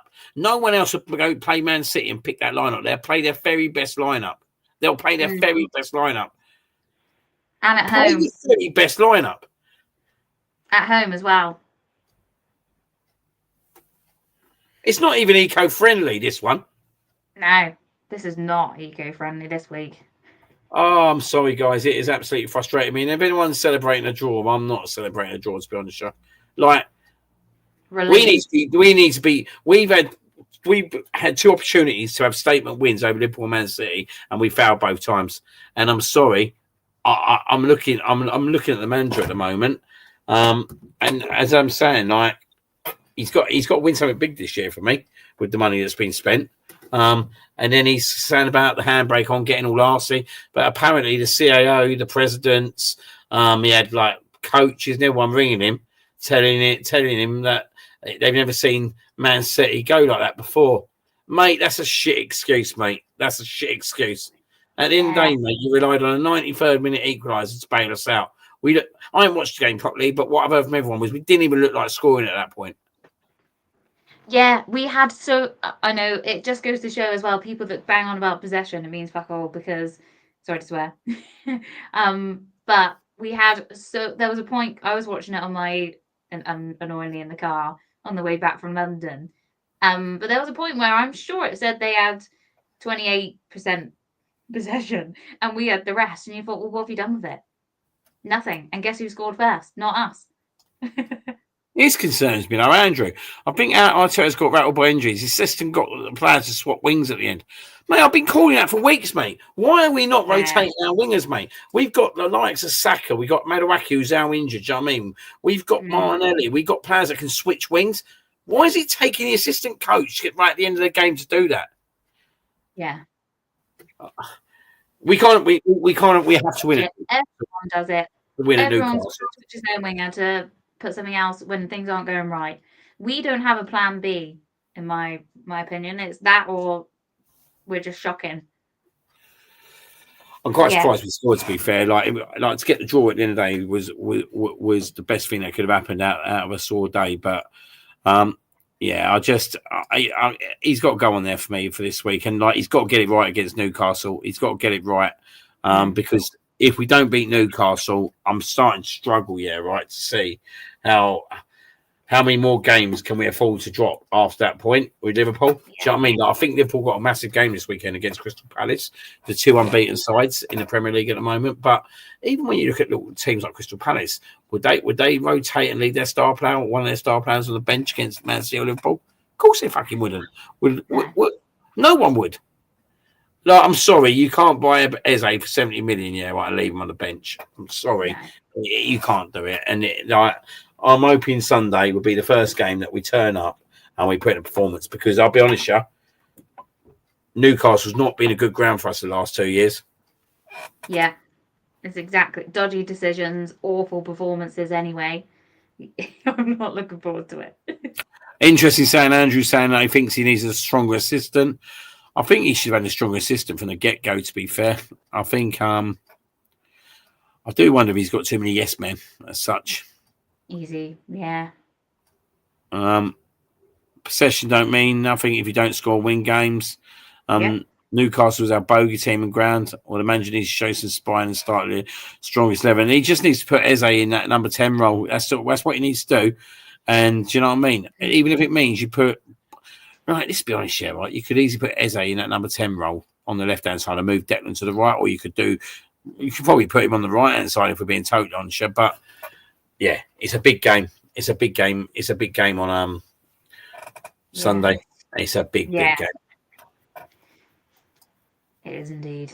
So yeah, Mr. Arthur, you are back on the wet wipe list. So you've gone wet wipe to legend to wet wipe. So there's a bit of bipolar behaviour going on here with me at the moment with Mikkel. Hopefully back to the legend next week. Well, yeah, but this week, this is our legend of the week.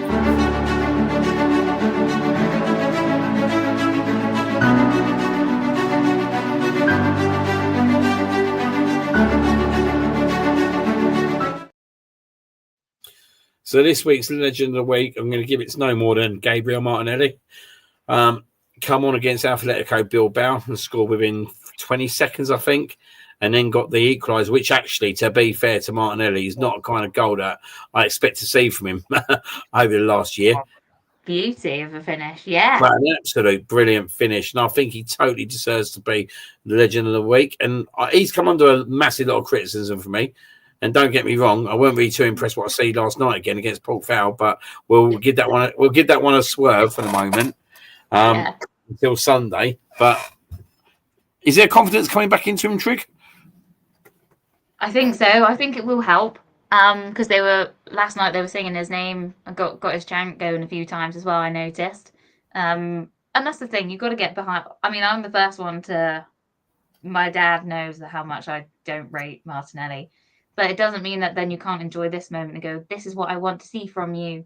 And you know that you can do this, so why are you not doing it more? That's the only disappointing thing I have with him. So, hopefully this is the thing as well. Now he's being rotated. Is that actually going to help more? Because he's not guaranteed to start like he always has been. It was too comfortable. So maybe now that he's not comfortable, that's when you're going to see the better side of him. Let's hope. Would you got Posh Bertie saying there, and before I say happy welcome in Mr. Sparks, he's in the house. Good to see you in, mate. Happy for Martinelli, but all this just means is that he starts against Newcastle over Eze. Would you not in a million years? But not for me. But I can see what you mean. Of he has a couple of good performances and you straight back in. I see that, but I hope not. Why can't Eze play in the 10 and Martinelli on the left? Yeah, well, Madueke's gone now, so it's open again, isn't it? It probably will. But then you think, what about Trossard? Bench player. All right, I don't mean to sound critical here, right? And he probably don't want to be a bench player, but that is what Trossard is, guys. Like, let's not paint a pretty picture about something that's not pretty when it starts. Trossard's not pretty when it starts. But what Trossard does is come on, impacts games, and if he wants to be part of a team that's going to potentially win trophies, then he's still got an important role to play because he will come on.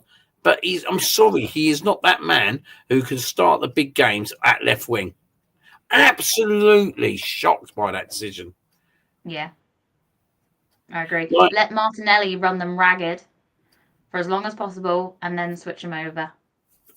Absolutely. I want like Martinelli on the left, Eze in a 10 role. I think I said the other week that I wanted to see that because I just want to see with Eze on the ball, can he get Martinelli further up the pitch? So Martinelli ain't got to think that much. Do you know what I mean? Yeah. But it looks simple to all of us like here. If other guys still injured, Eze 10, Nelly one wing, Saka the other. It ain't rocket science. It ain't rocket science what we're saying here.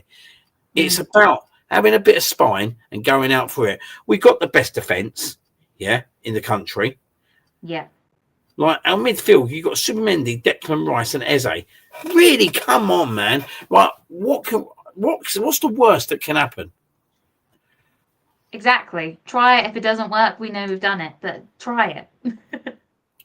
But obviously, more importantly, Luke Santrossa is an impact player. But Gabriel Martinelli, legend of the wing, well done, mate. Bowed us out a draw. When it could have easily been a defeat. 5 seconds to Martinelli.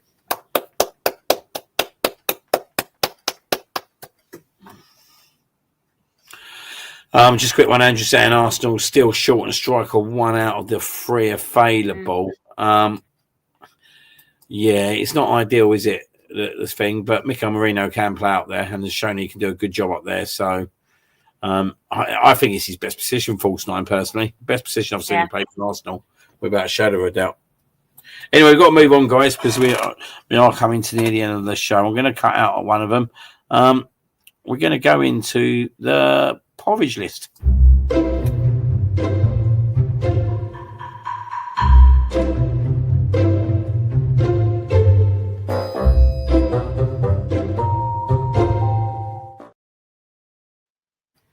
So this week's KFC porridge list of the week. KFC are absolutely top of the list.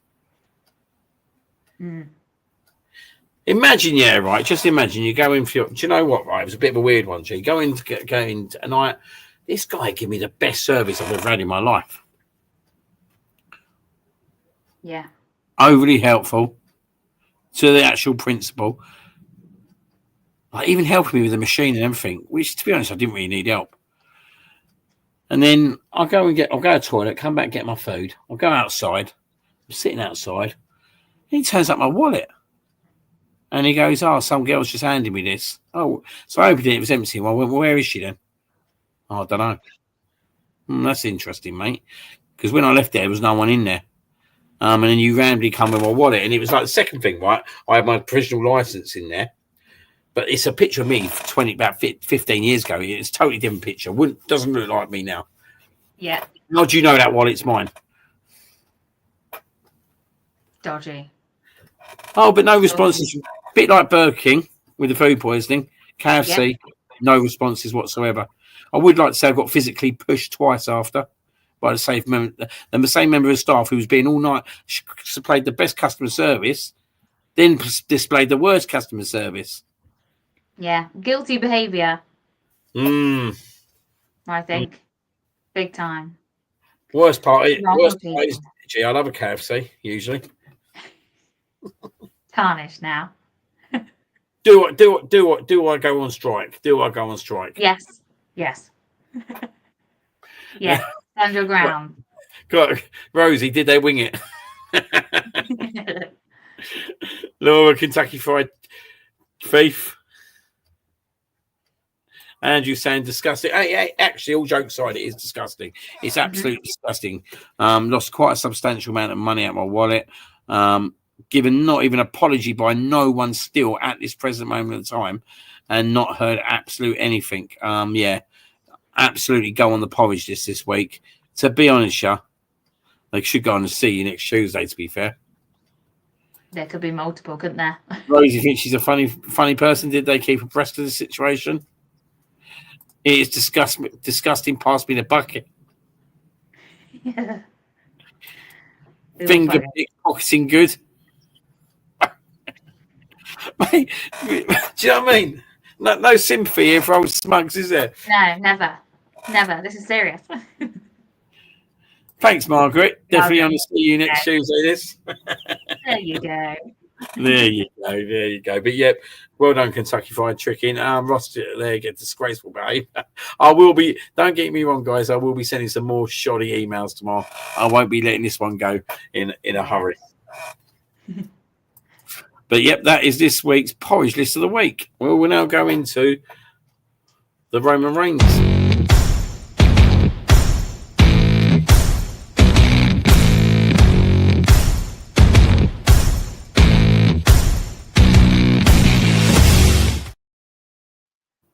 So the Roman Reigns, we acknowledge you of the week. I'm giving this one to someone that I think deserves it. 4 appearances so far, mind you. I don't. Did he play 90 minutes yesterday? He might have done that if he got brought off. Eze, at the moment, 1 goal, 2 assists. What a ball! In 4 games. What a ball that was. I mean, we talked about the finish, but what a ball that is. Playing Martinelli in. Oh, yeah. The little tricks, the flicks. Nottingham Forest at home. He had a cracking game on the wing as well. Nice little touches. He just oozes class for me. Yeah, he does, don't he? We were saying for ages, weren't we, like months on end, probably a couple of windows as well, to be fair, that we would always want him. And obviously when it was happening, we were both buzzing. But now he just slots in like he's been there forever, doesn't he? There's no like nerves, or he wants to put on a show. And you know that last night would have meant a lot to him as well. It was a silky finish also. What a goal. But yeah, what a signing, what a guy. He seems like a nice, genuine person as well. Yeah, just all round icon, legend. And we love him. I don't think I can say too much more on that. I think you've absolutely hit a spot on there, mate. And I think absolute brilliant player. And let's hope we see him Sunday from the start again. I think something special will happen with him in our club. I just think they use his class. Do you know what I mean? And that ball, like you said, what a ball! It's finger licking good, as they would like to say. Do you know what I mean? Yeah, you all want to get in on the old jokes. I'll drop one as well. But this week we do acknowledge you, Eze. Thank you very much. 5 seconds. So, guys, we're getting to near the end of the show, but sadly, we do have another cap this week. And I say sadly because obviously it's another tragic situation, and we'll go into it now.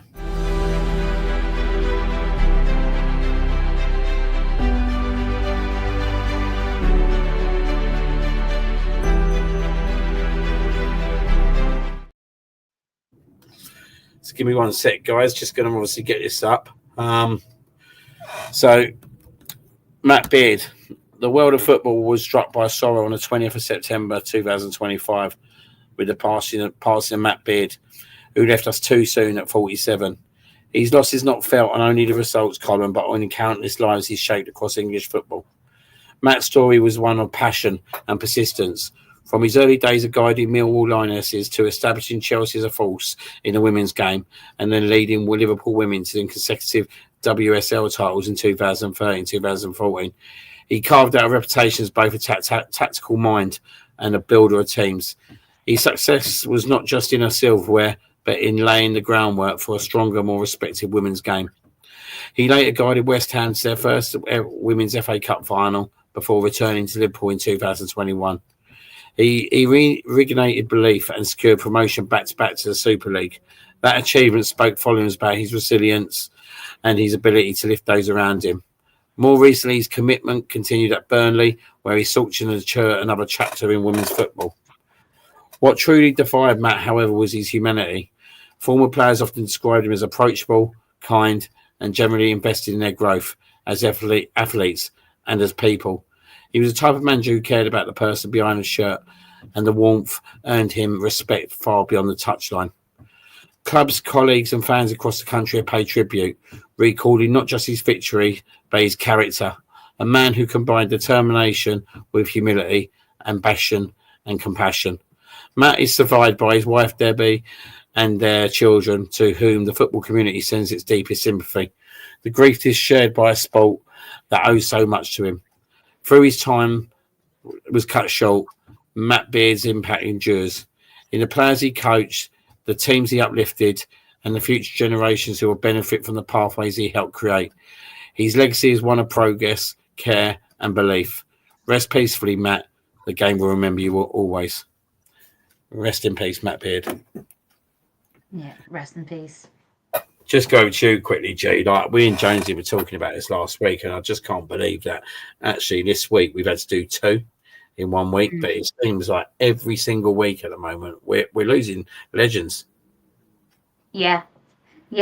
As well, it shows the kind of person that he was, that like across football, like journalists, presenters have all said how kind he was to them, because there's always that thing, isn't there, of the emotions of the game, but they've all come out with really fitting tributes, just to say how well he treated everyone in the game, not just his players or his team, but everyone involved. And you saw quite a lot of emotion from Taylor Hines, obviously plays for Arsenal, when we were doing the minute silence the other day, and that just shows how connected he was to his players. Obviously and Olivia Smith, of course, as well. It was a tough ask for his team, but obviously Liverpool that weekend did have their game cancelled, which I thought was the right thing to do for them. And luckily the other night they came out and gave it a great performance that he would have been so proud of for them. And yeah, it's just absolutely devastating. So again, another young man losing his life, and it's just, yeah, it's devastating for obviously his family, more importantly, but the football family and what he's done for women's football. Have been involved in it, as you said, for so long, and just all round such a good guy. So yeah, he'll be deeply missed, obviously every day anyway, but especially when it comes to the football. But he'll always be remembered. And as Laura said, just remember, guys, there's people out there who will listen to you when you're struggling. Don't ever feel like you can talk. I think that's absolute perfect words to kind of end that tribute. Obviously it's devastating. It's absolutely devastating for the family again. His wife, his children. There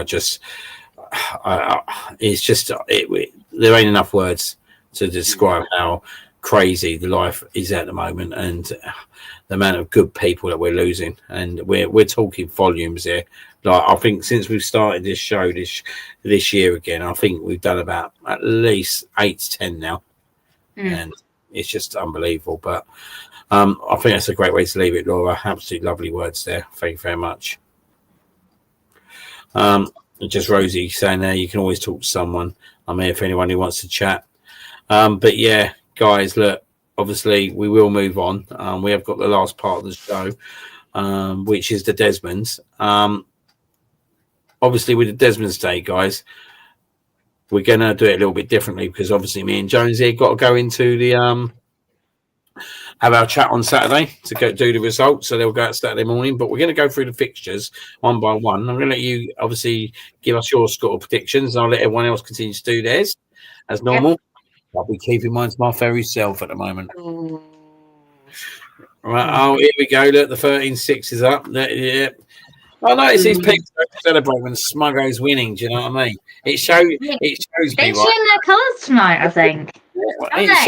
It shows me they are when I'm winning. But just to remind you all, I am the current holder of the Cannon and Jonesy trophy. Mwah! Oh, Smuggo. There we go. Presented by yours truly also. Yeah, thank you very much there, legend. Thank you very much for that. It was a beautiful day.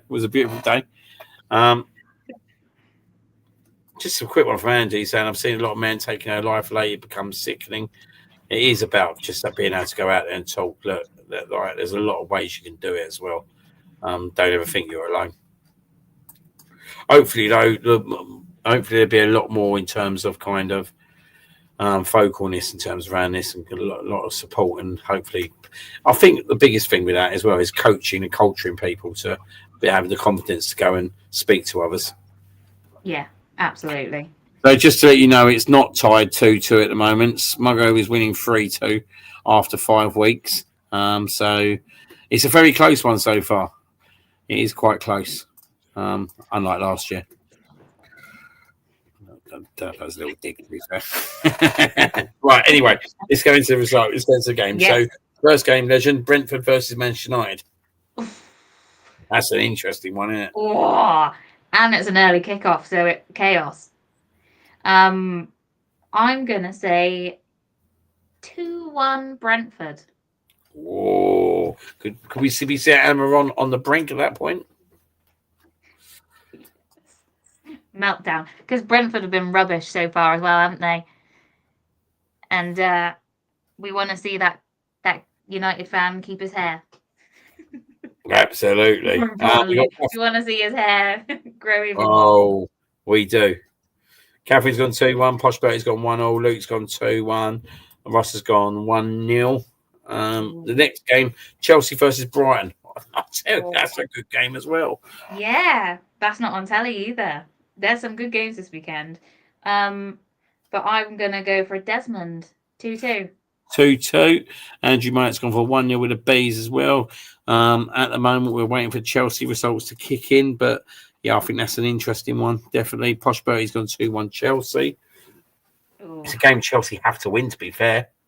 Yeah, but Brighton Catherine's going for an upset. Basically Chelsea reserves, aren't they now? Or the other way around. Brighton reserves. No Sanchez in goal either, I don't think, is there? No. 2-1 Seagulls. Catherine going 3-1. Brighton are an interesting team, to be fair. Yeah, that'd be an interesting one.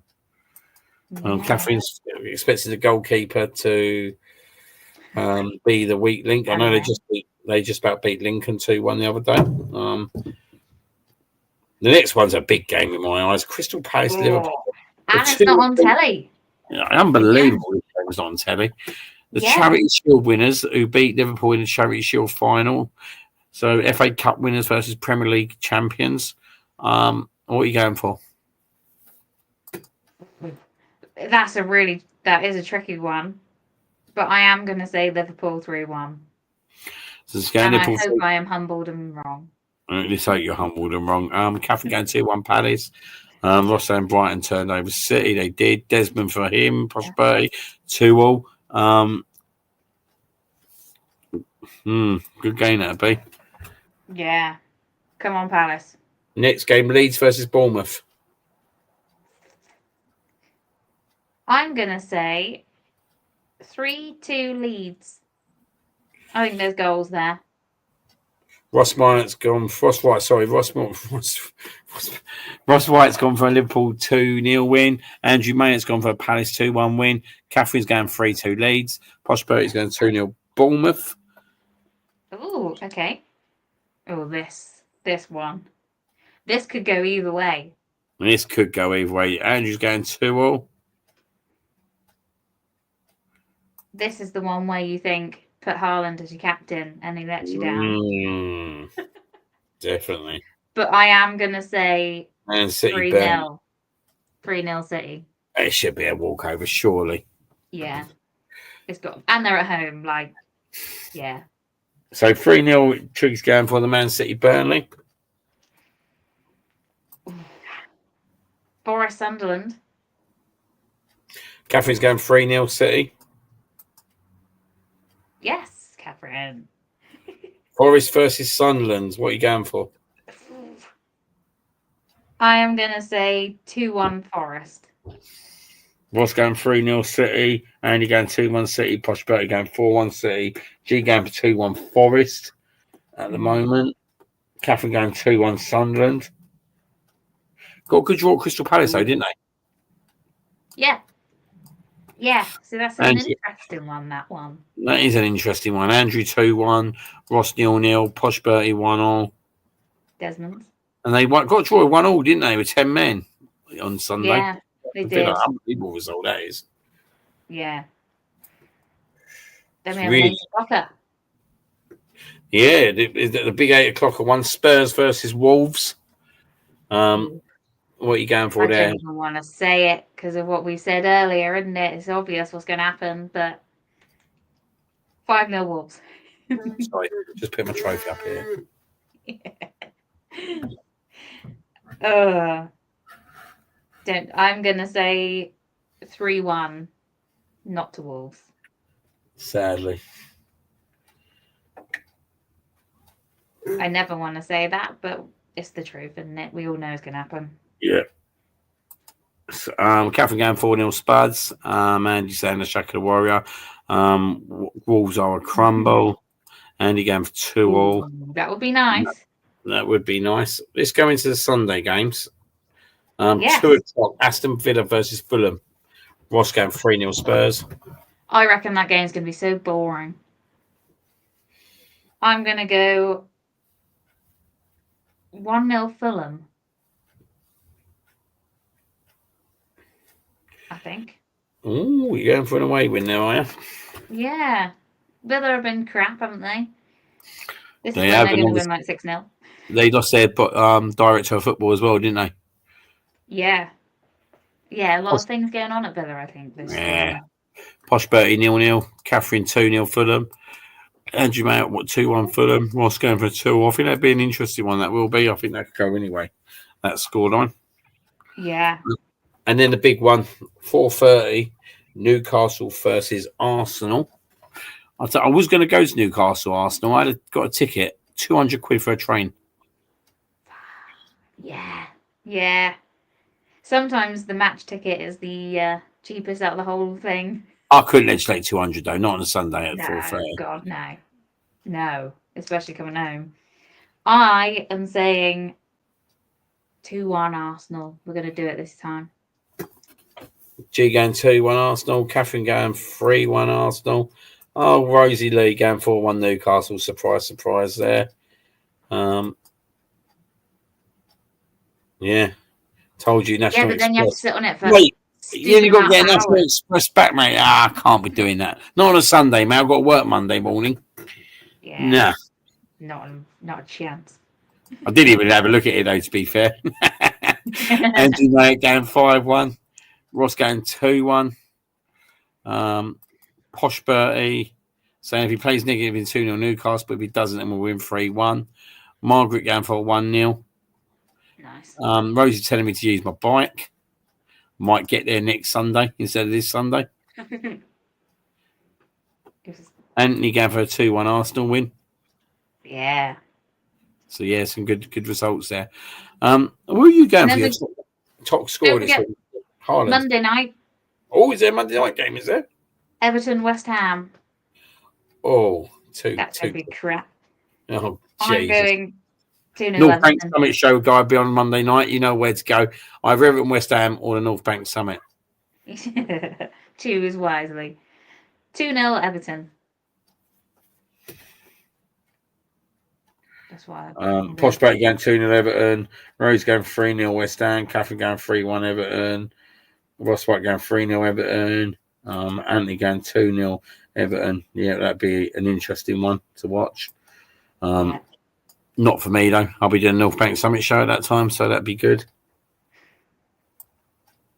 So, yeah, there you go. I'm guessing your top goal scorer, you already said, was going to be Haaland, yeah? Yeah. Oh. Wait for him to let me down. Brilliant. Thank you very much. We're going to our last one of the week, which is the MVP Rosie Contributor of the World Week.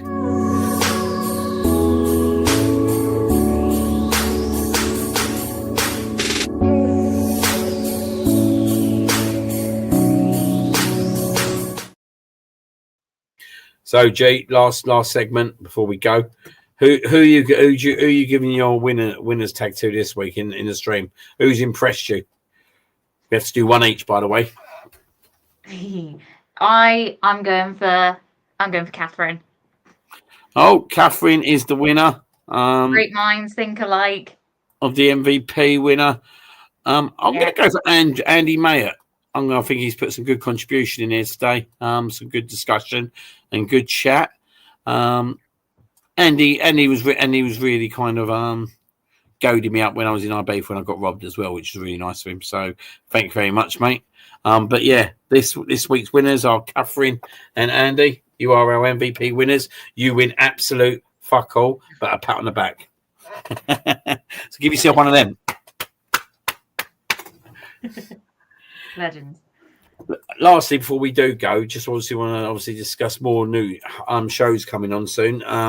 We will have our first streaming show kicking off next Friday, which will be the FC Hubcast, which will be hosted by 90 and Micro Ice. That will be kicking off from next Friday at 7:30 p.m. and they will be looking at the new EAFC game 2026, which is officially out properly.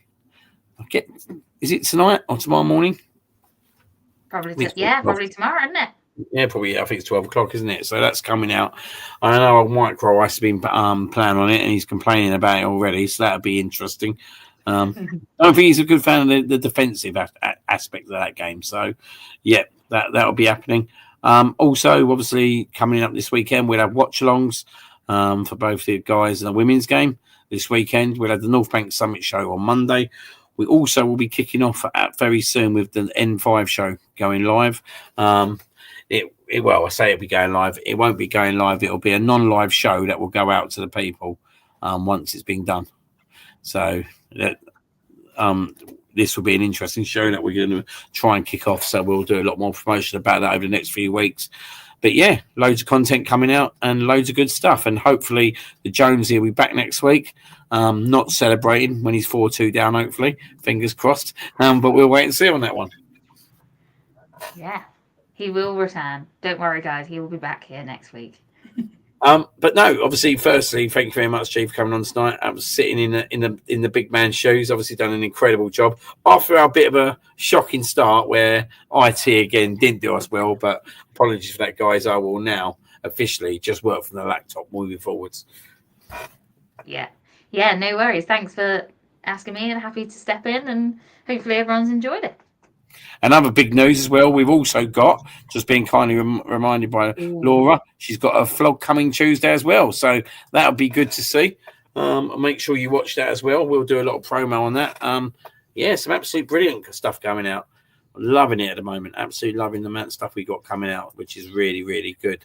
But look, as usual, guys, you guys are the heroes of our show. Thank you very much yet again for kind of contributing in terms of all the chat and all the content. I hope you've enjoyed the show.